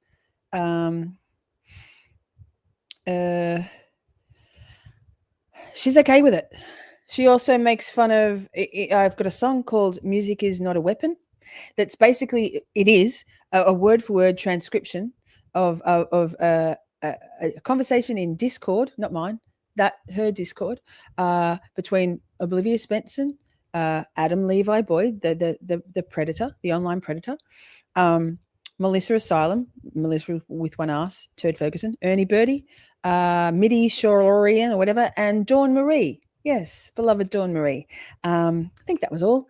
And it starts with, did anybody see that? Listen to the song. It's fantastic. It's sickening. The things they said, including thanks Adam, the bitch needs to be put down. But OB makes fun of rape and sexual assault. And Turd Ferguson, Melissa Asylum, Melissa with one ass, makes fun or makes light of suicide. These are lovely people. I'm being facetious, but we'll carry on. Just take note of what we notice here. Yeah? If this is, am I being groomed? Like, it was very Hard Candy-esque, if you know that reference, but it was weird. Am I being groomed? I don't know. Were we all being groomed? And I remember at the time, the fun thing to do was you would go to these websites I shall not name, and you would grab a program. The normal thing that would happen, though, is you go in AOL Messenger, and then a bunch of pedophiles would hit you up. ASL, ASL, ASL. And you go 14 female texts, and they'd be like, that's hot. And you're like, ah! So that's pretty much how the internet went, is you just went through until you figured out if this person was legit or not. Am I being groomed? Like, it was very Hard Candy-esque, if you know. So no, this is not her. Went back. This is not her comedy routine. But she does do stand up. So this is her imparting information in an hour-long nerd night talk about OSINT, explaining what OSINT is to these people in the audience. What was the word? I don't know, ticket holders. I don't know what it is. But she uses comedy a lot. It's her default setting. She normalizes lies and bullying and spreading of misinformation by way of humor. She grooms her people in her chat to be okay. She tests the boundaries and they're very far away now. The boundaries are right out there. She's okay with straight up lies, debunkable, provable lies with receipts, about me included. But they accept everything she says. It's an absolute cult. She's got a meeting out of the palm of her hand, and so this is how she does it. That reference, but it was weird. And I remember at the time, the fun thing to do was you would go to these websites I shall not name, and you would grab a program and it would end with a .exe file, and you'd hide that so people didn't know that. She knows you got hacked a lot, didn't you? So, oh no, you did good for you. I believe in you. So if you downloaded that shit, your computer was toast. And back then, computers were a lot of money, and they were this freaking big, and they went and make crazy noises at you. It took approximately 10 hours to download the first Pam and Tommy porn. Remember that? I didn't, but I heard about it, and I didn't see that dick on that boat. Not me. I did. Okay, so you could do all kinds of. How did you sign dick on a boat? We'll do that later. We'll figure it out later. Okay, so I missed it again. We'll see it later. That's gonna get a real good pop on the video. So basically, tossers, DOS attack. Pausing for a moment. So Kevin says open source intelligence is the collection of data analysis and data gathered from open sources, overt sources, and publicly available information to produce actionable intelligence. Thanks, Kevy. Love you. And also, while I'm at it, DMC just became a member. Thank you so much for joining. You've got access to all the cool emotes. We've got one for boobs, if you're that way inclined. Chat is Bay, cheese, Big Unetti Energy, lots of cool ones. What is it? LOL, and also sidebar. So many.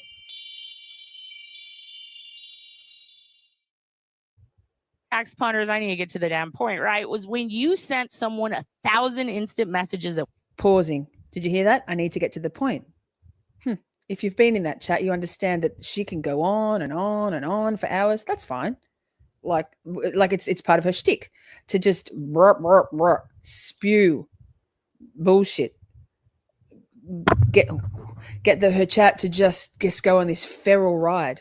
And that was her shtick right back then. Are we ever getting to the point? Yes, we're getting to the point of this video right now, this clip.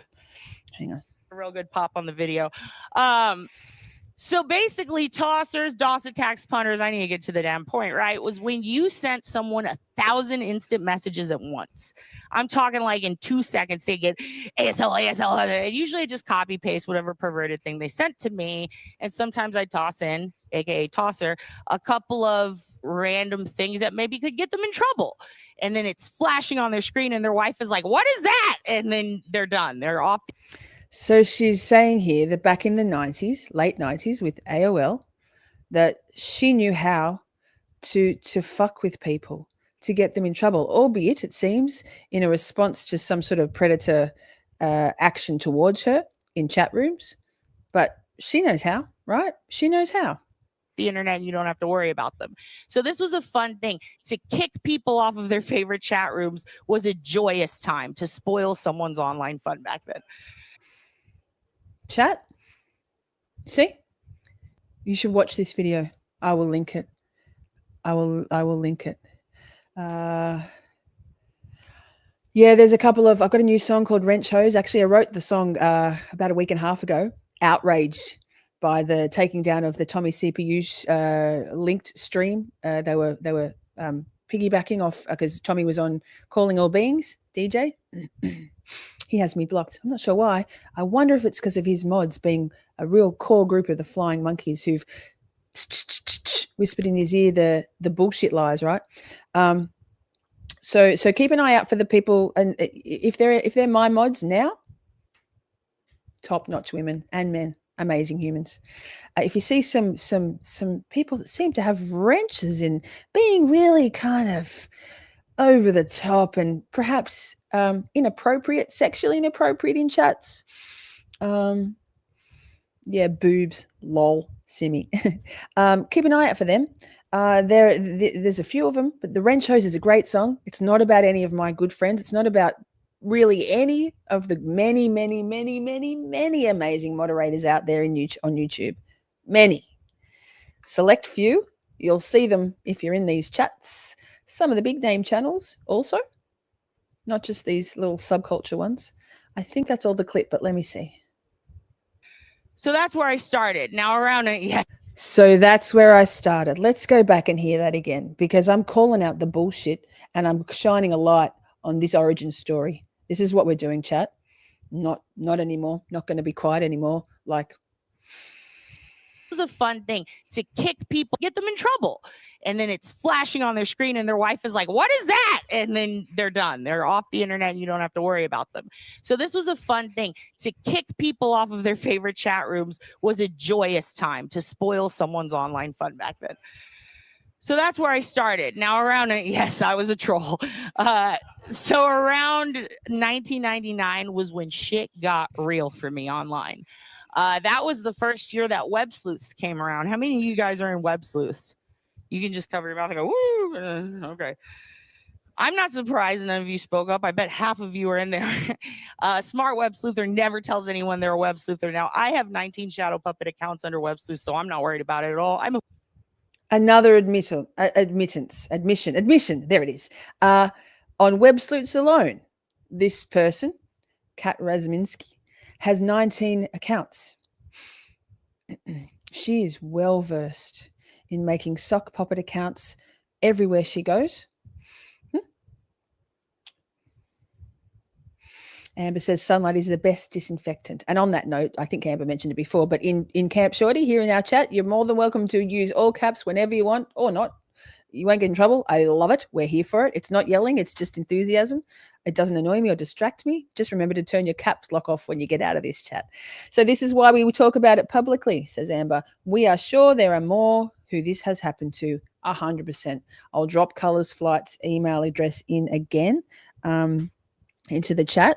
If you have experienced anything, whether it's through this particular person and her community and or broader, just online bullying in general, please get in contact with Colors. She is doing a investigative journalistic hit piece, human interest piece. It's game on. Enough. We're sending this bright sunlight. It is the best disinfectant, and we need to kill some fucking germs. Not kill. You know what I'm saying? I'm sure they'll clip that. God damn it. Fuck. A 45-year-old named Greg from Michigan. The fact of the matter is 99 was the first year I'd heard about this thing. I believe for the first couple of months you had to get invited in, because I remember getting invited in by a DJ from Austin who won't talk to me because I made him go see a Dashboard Confessional concert in real life.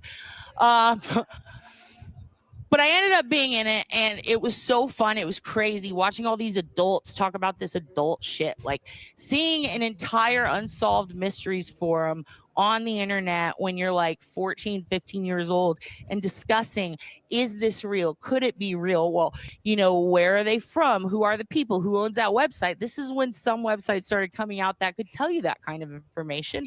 And we would collect, we would gather, I don't know. I don't want to hear much of her voice because it's yuck. It's very triggering for me. I experienced a lot of covert bullying, probably over an hour worth of my name speaking about me on her lives before any of this started happening.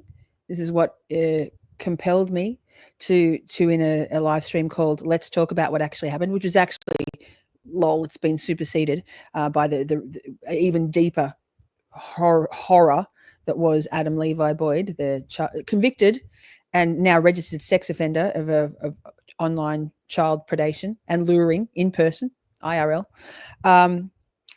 But if you want to watch that, it tells the whole story. And I basically said, stop talking about this person. Stop talking about me.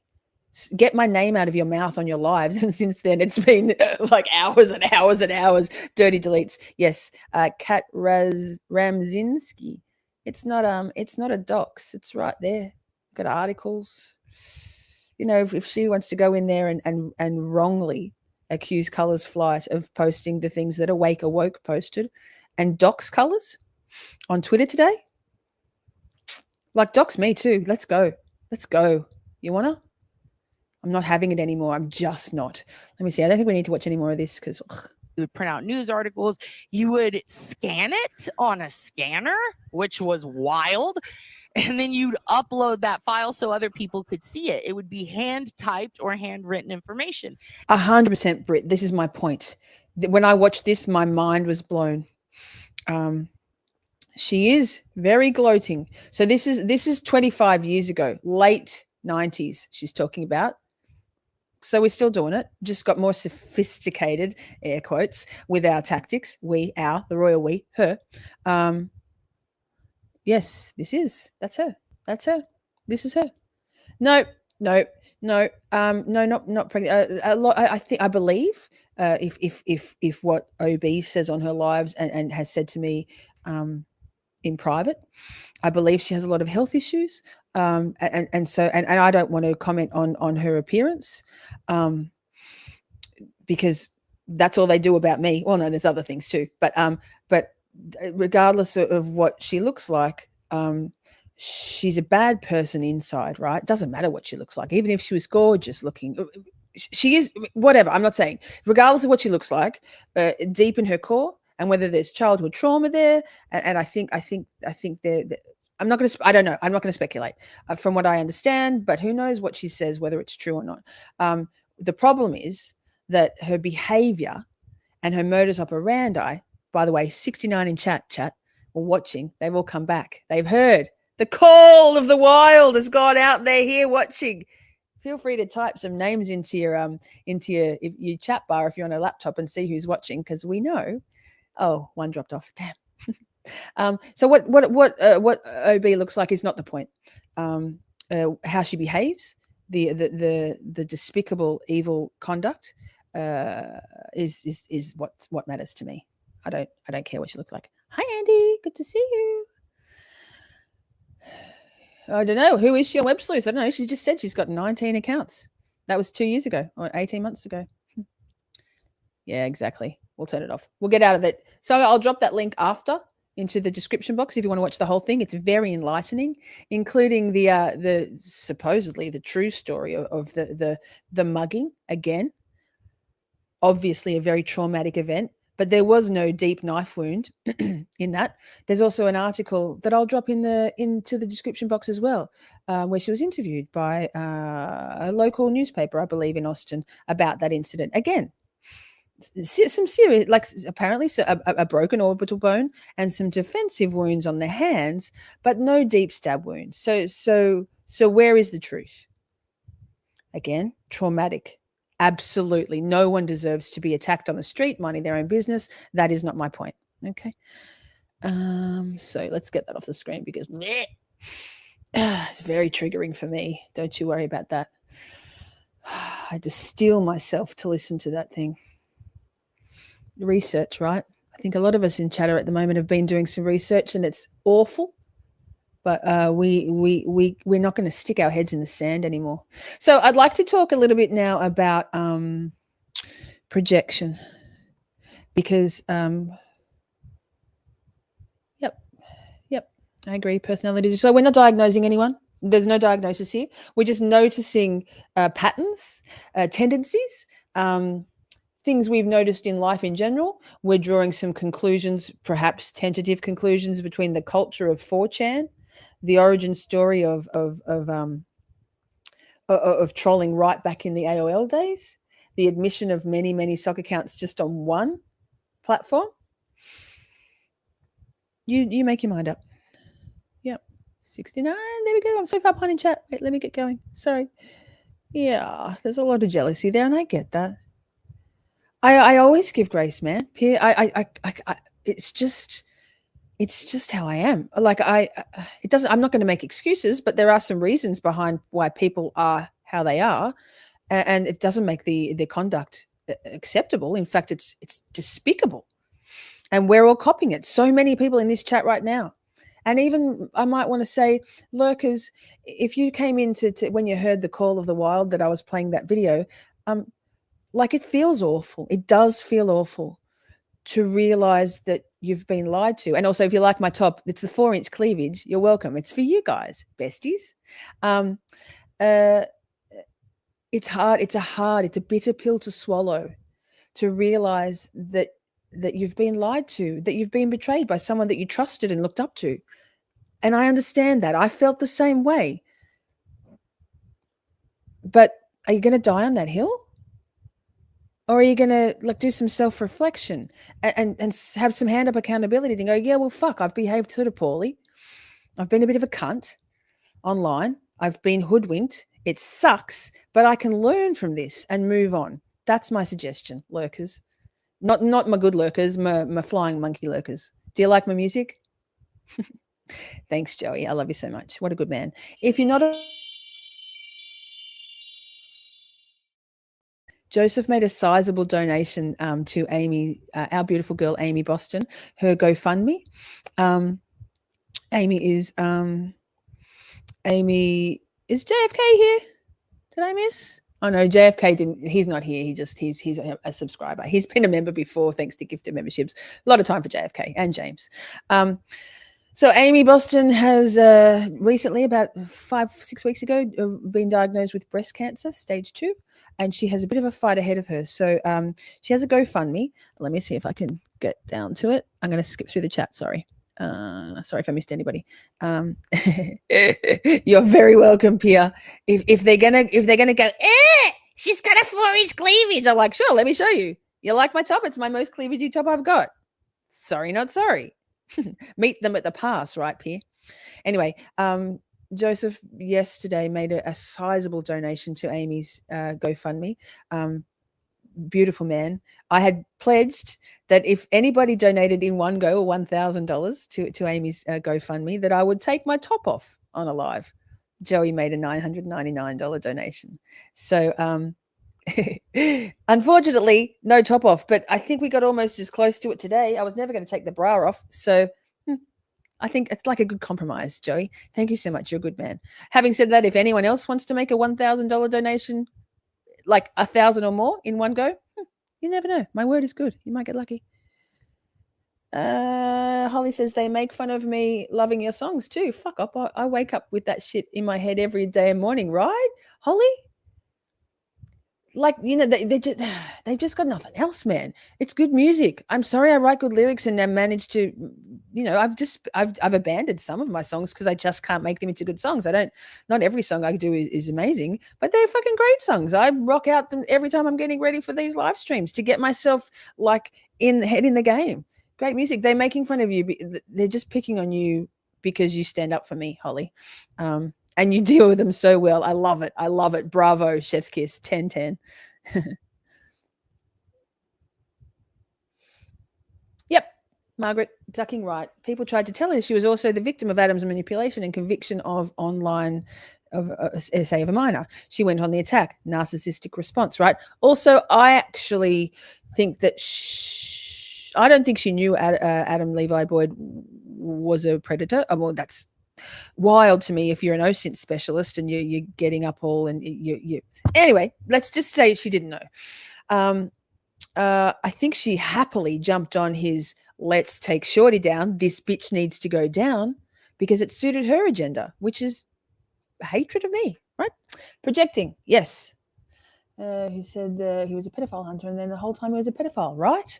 Adam Levi Boyd came into our YouTube community by his interest in the Madeline Soto case and found it deeply disturbing, he said. And I always assumed that he was disturbed for Madeline as the victim, but actually he had some sort of it resonated with him as the predator, right? Very disgusting, very disgusting. And there's a couple of channels that are right in there. No, there's one channel who's right in there in the Flying Monkeys, who comes at me in my comments and my thing. He's actually got a gifted membership recently, lol. Who has about 20,000 subscribers and has made the Madeline Soto case their flagship of the channel. Big grifter, mad grifter. Big fan of Adam's. That's questionable to me. If you're still going to advocate for a known, certified, we have receipts, court documents, convicted, 36 months probation, forever a level 2 sex registered sex offender, and you're just still going to, okay, that's a choice. Question, Question people's motives always, right? Yep, we do. We do. We move on yet though, Dave, because if we move on, they're not moving on, and I'm not either. I'm not. It's enough now.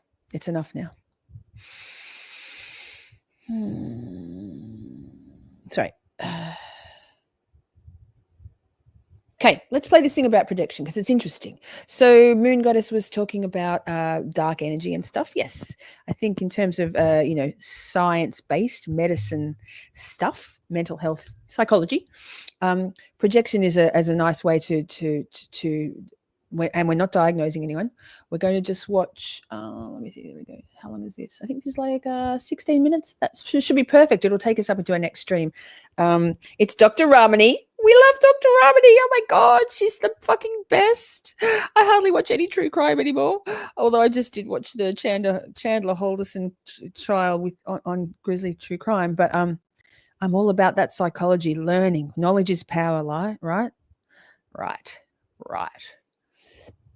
Okay. Dr. Ramani, I love you. Is it on volume? Yeah. Is it?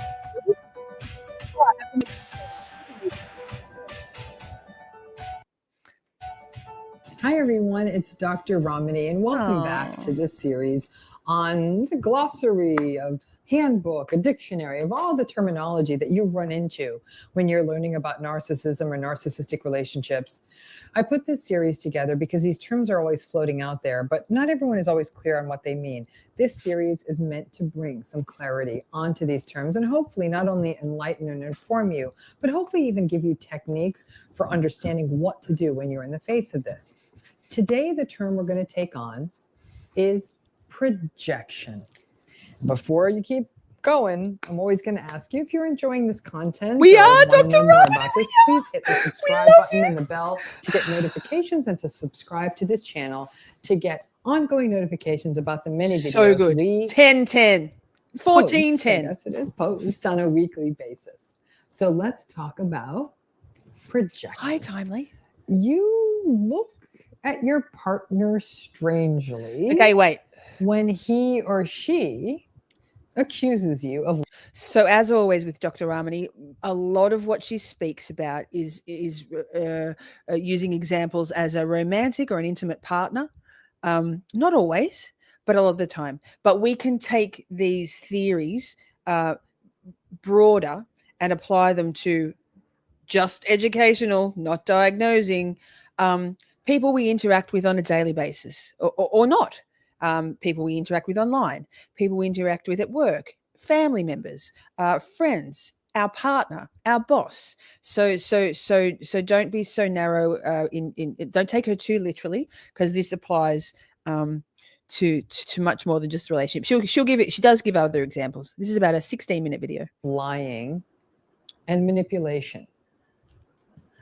You're a person who's fully aware of your own character flaws, but lying and manipulation are just not things that you do. In fact, you chuckle to yourself. Maybe in a sort of bleak way, but you do chuckle to yourself and reflect on how bizarre it is that they are accusing you of the very thing that they do. They may accuse you, the narcissist in your life, of lots of odd things, accusing you of being angry when you're not, saying that they think you feel disappointed about something when you're actually fine with it. You may actually think right now, and I'm sure you do, think that I'm describing gaslighting. But the accusation of something out of the blue that is patently untrue is in fact a primitive defense that is called projection. And yeah, there's some gaslighting in there, but it's projection. So let's work backwards a little bit. I'm going to be a little professor for a minute and start with what exactly is a defense? We all have defenses. They protect our ego, and they're designed to keep that uncomfortable and unacceptable and even threat. We fucking stan Dr. Ramani. She's my new favorite, Red Metal.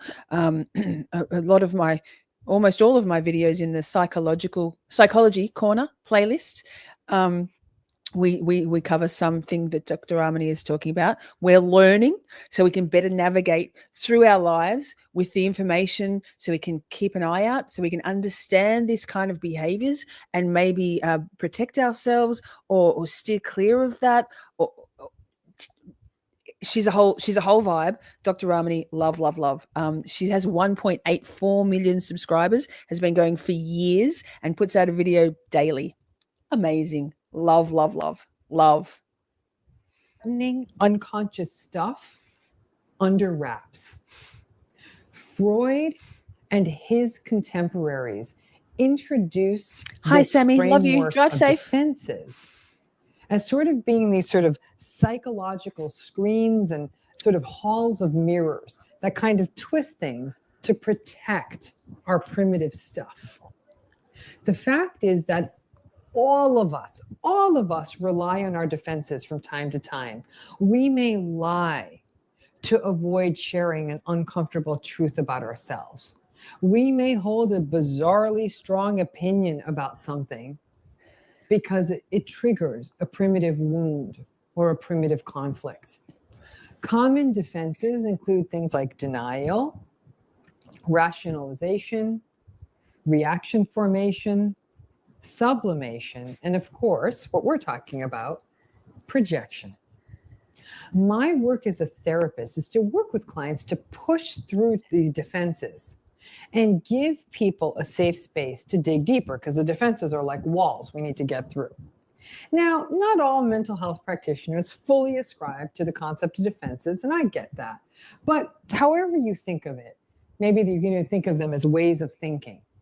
They are a way of protecting ourselves from that uncomfortable stuff that unsettles us psychologically and we don't really want to deal with. So if defenses are normal, when exactly do they become a problem? They become a problem when a person over relies on those defenses as a way of relating with the world, that these defenses, in essence, become the person's primary way of dealing with the world. Now, let's go back to our narcissists. For narcissists who have such fragile, delicate egos, there is no way that they're going to allow that fragile core to get threatened. So for them, it's all defenses all the time. Projection. So I'm going to pause. Dr. Ramani, in the next live stream, and we'll portal you straight to it. You don't even have to leave chat. We'll redirect you as soon as we're done with Dr. Ramani, and go on to the talking about deflection in general. But we don't have to always, like, people. Not all assholes are narcissists, but all narcissists are assholes, right? So insecure folk, people who deflect, and this goes back to what Moon Goddess said about, I think it was Moon Goddess, someone said about, it was ducking, get to the ducking point, said about when she was, OB, was, it was mentioned to her by many people that she was also a victim of the manipulation from Adam Levi Boyd. Adam Drives Helen, Land Pirate Radio, predator, child predator. And she went straight to deflecting and digging in, dying on that hill, if you will, doubling down. So what Dr. Ramani is saying here, and I'll skip back by 10 seconds, is pertinent in terms of low self-esteem and self-loathing, I believe, not diagnosing, just some things I've noticed in life and in this whole thing. So go back to our narcissists. For narcissists who have such fragile, delicate egos, there is no way that they're going to allow that fragile core to get threatened. So for them, it's all defenses all the time.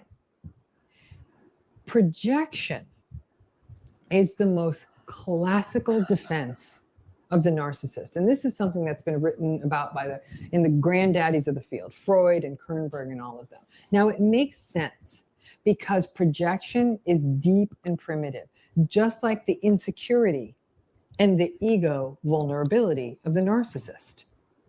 Projection happens when a person projects an unacceptable thought or behavior or feeling or an uncomfortable conflict onto someone else. Now, what you've got to keep in mind, and this is the tricky bit, this is not a conscious process. It's a bit like psychologically, again, throwing up, something I've talked about before, but it's like psychologically getting sick. Any one of you who's ever really, really gotten sick knows that there's nothing you could have done to hold it back. It just, it comes out of you and happens quickly. And sadly, that's exactly how projection works. The ridiculous, awful, false, and confusing words and accusations come out. And you look at these things that are coming at you confused. Like, you're saying, what? Huh? And however, when you attempt to explain. Irresponsible creator. That's what I've been called by her and her flying monkeys, not Dr. Ramani, OB. Irresponsible creator. Projecting much? Or defend or make sense of them. Because it's unconscious for the person who's projecting onto you, they don't take ownership of it. And a person who's a narcissist will likely start gaslighting you or calling you crazy or paranoid or insane. Projection happens all of the above. Every single narcissist out there. It's one of the things that's a universal. Or and assholes. It's a built-in part of the narcissistic pattern. Like I was referring to Freud before. In Freud's early writings about narcissism, as well as the writings of other really famous narcissism theoreticians like Otto Kernberg, they really delve into how important this idea of projection, this defense, is to understanding the narcissistic personality style. Now, or do assholes. all of us sometimes engage in projection? Absolutely, yes. All of us do it. All of us have those uncomfortable things, those uncomfortable conflicts deep in us that we do accuse other people of. And that defense and all those slips speed her up a little bit. Can take place at times when we feel vulnerable, anxious, or even just really fatigued.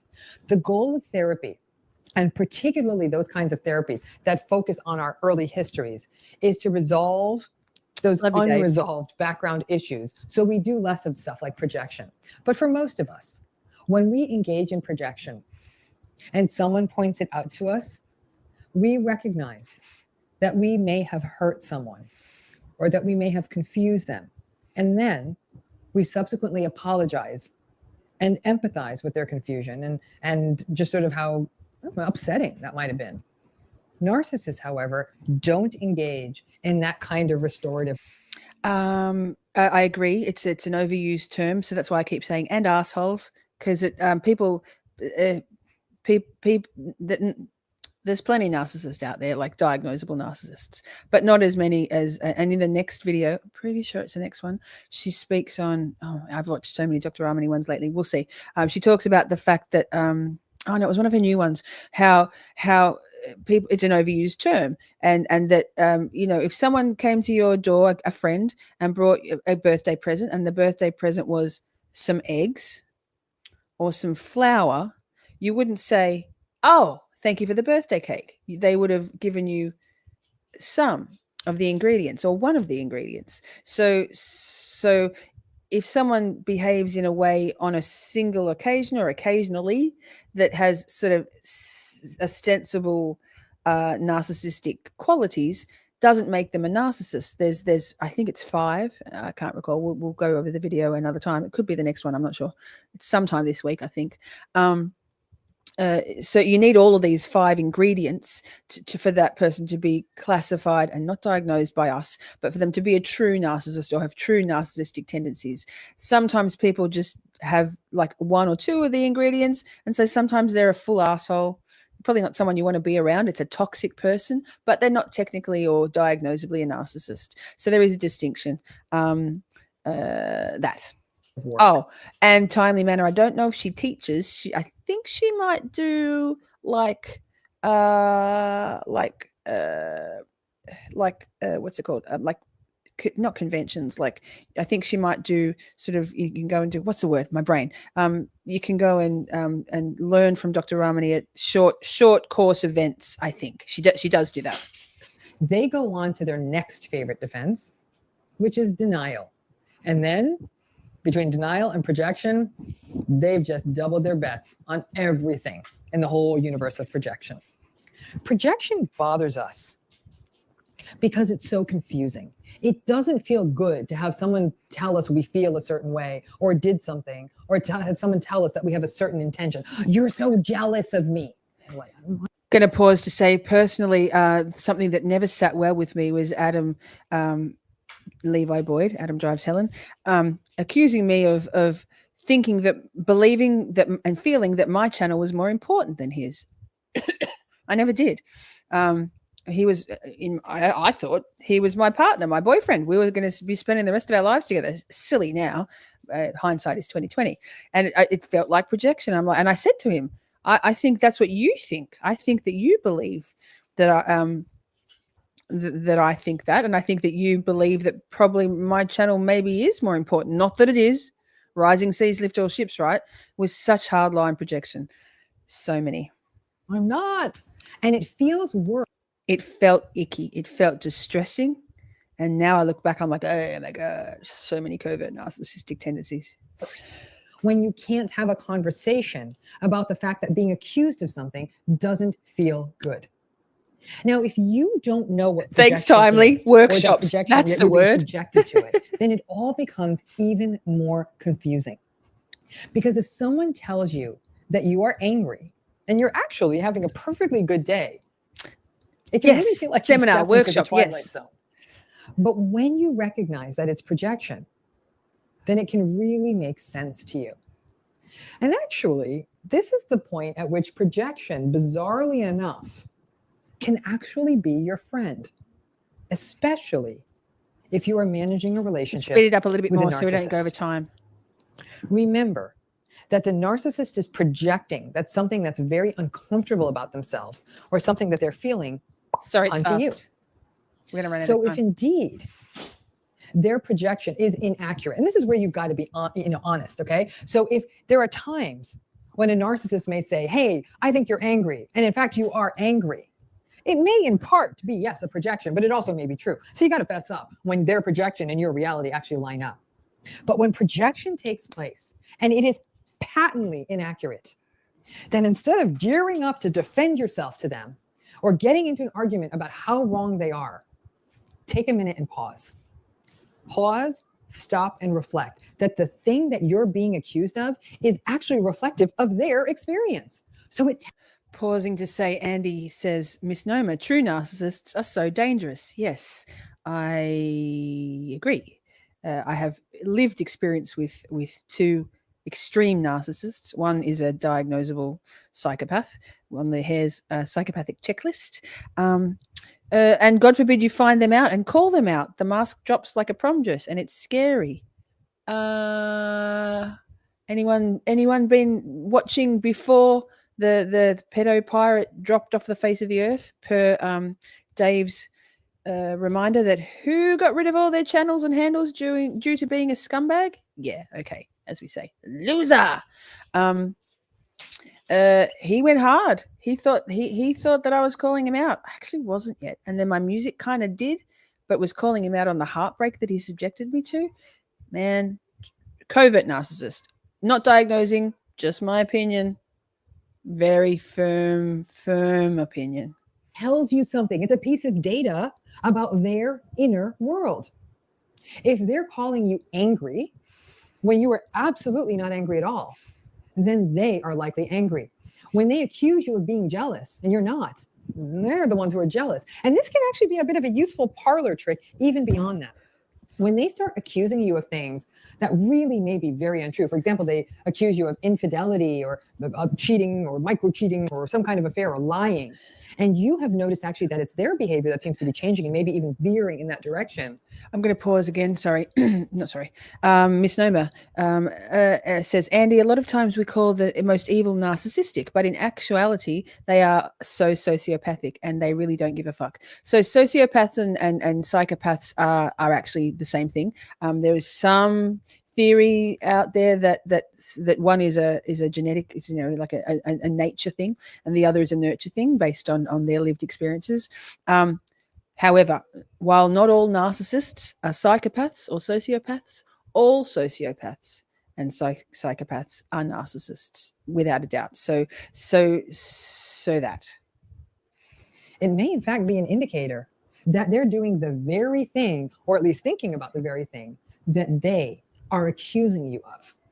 Now, this idea of projection has definitely come into the public consciousness. For example, someone just saying conversationally, stop projecting your stuff onto me. Now, so many of us are aware of it when it is happening to us. We recognize that it's a projection, but it's really important to recognize. Pausing to say, Dave says, alcoholics struggle with narcissistic tendencies. I believe at the core of all of that is a self-loathing. Narcissists loathe themselves. They feel very small. Everything they do is to try and make themselves feel bigger. And self-medicating and substance abuse disorder are also, I think they're all in the same pot, right? Not diagnosing, just my understanding of a lifelong interest in psychology and a more recent interest in this stuff. That's like the last 7 or 8 years recent interest. The projector, narcissist or not, is often actually unaware of what he or she is doing. So while it is annoying as hell, talking about it serves no purpose. So it's important that you don't expend psychological energy trying to explain it and talk about it. Narcissists project to protect themselves, as is the case with all defense mechanism. It tends to be, though, their preferred defense mechanism. It protects the fragile and insecure ego from unacceptable and shameful stuff. So that stuff gets rejected and then projected on whoever is the person who is unfortunate enough to be closest to them, or someone who's very significant and a bit of a lightning. The shame rage cycle. We did a whole thing on shame rage cycle. Criminally. Sociopath versus psychopath is sociopaths are more impulsive, whereas psychopaths tend to be more calculating. I don't know if diagnostically that's the general consensus. I'm not sure whether legally there is any relevance in either of those terms. It's a psychological categorization. That's my understanding. I've done a lot of research into this stuff. Lived it. Being right for them. But yes, I think sociopaths tend to behave more recklessly. Psychopaths, yes, more calculating. But overall, still same pot. Now, narcissists, because it's sort of this primitively dysfunctional personality style, they tend to over-rely on all of their defense mechanisms, not just projection. Projection just happens to be their favorite. They also have other very popular defense mechanisms, including denial, rationalization, and reaction formation. And reaction formation is when a person takes an overly impassioned or even angry stand about something because it is the opposite of their truth. The tendency of the yes, DMC 58 says I disagree with narcissist breed and harbor narcissist. I think there's a fork in the road for any person in their psychological development. I believe, this is my own just speculating, I haven't done much any research on it to know whether it's been researched, but to my mind, trauma can turn someone, like childhood trauma and trauma is what you perceive it to be. There's no hierarchy of trauma, in my opinion. If something felt traumatic to you at the time and has impacted you psychologically, emotionally, and in terms of your sense of well-being in life, that's trauma, in my opinion. But I believe there's a fork in the road for any individual where they, depending on their brain chemistry and the environment in which they're raised, that they may well go hardline empath, hardline narcissist, or straight up the middle. I think there's a possibility that if you're in the genetically, like the generational line of narcissists, like with anything, true narcissists, that there is that possibility. But people can break generational trauma and change their paths, not only intentionally and knowingly, but subconsciously.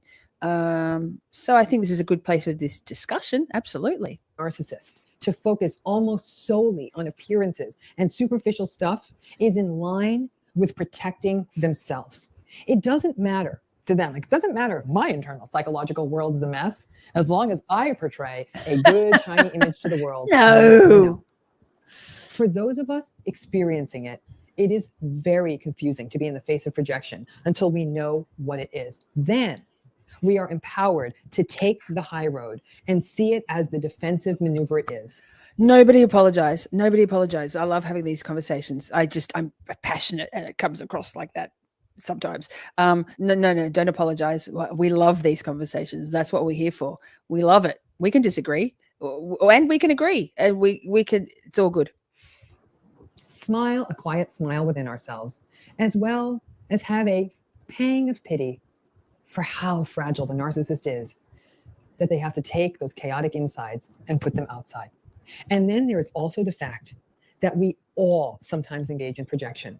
All we can do is catch ourselves, apologize, remain mindful, remain aware, self-monitor ourselves, and always take a moment and attempt to restore trust and fix those ruptures when we are responsible for those things. Projection is confusing, projection is primitive, but when it happens, we know it. And then that idea that somebody is making accusations about our intentions or our behavior or our thoughts and feelings as though they're some kind of twisted fortune tellers and really hold to their guns that it's true. Don't engage. This is really a time to step back, don't engage, recognize what you're in the face of, and really save yourself a lot of trouble by not going into the fires there. Thank you again for tuning in. I hope this has clarified your understanding on projection. If you've ever been in a narcissistic relationship, this is the one term, the one pattern. Yes, Dr. Ramani. We love you. Chat. I will pop the link to the OSINT 101 Nerd Night, Austin Nerd Night, into the description box after we finish the next live. There's a portal set up already. I'm just going to quickly go to the bathroom, so you can hop on over there. You don't have to go anywhere. It'll send you there. Love it. We're going to it's more Dr. Ramani. Oh my God. So good. And let's keep learning and sharing our experiences and being there for each other. And thank you so much for being here. Thank you to my beautiful moderators, particularly Amber and Prince Lover. I think Taryn was here for a bit, had a few people popping by. I love you very much. Amber set up the portal for us. Yes, Alice, come to the next one. Alice, our favorite dragon. Yes, good to see you, darling. Make sure you hit the like on the next stream also. Thanks for the gifted memberships, Joey, and welcome to the new members, Lisa and DMC58. Let's go to the next one. Enjoy the song. We even say cunt. Yes. It's on that shorty new year, shorty new year. Come along to Camp Shorty, we're so glad you're here. Camp Shorty is where you will find family. Our mod Avengers will greet you with glee. At Camp Shorty, you can shine and shine bright, because the Shorty Camp leader is a fucking delight.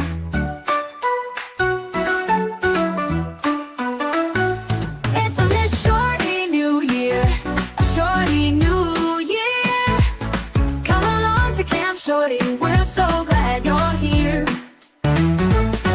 Your opinions are valid.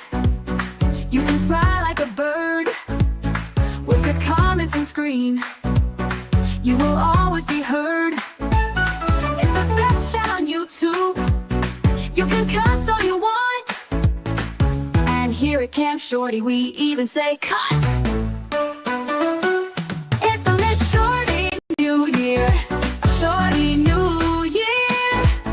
Come along to Camp Shorty, we're so glad you're here. Let your cats be free. It's so liberating. We stay on topic, although occasionally things get a bit feral, but it's clear to see.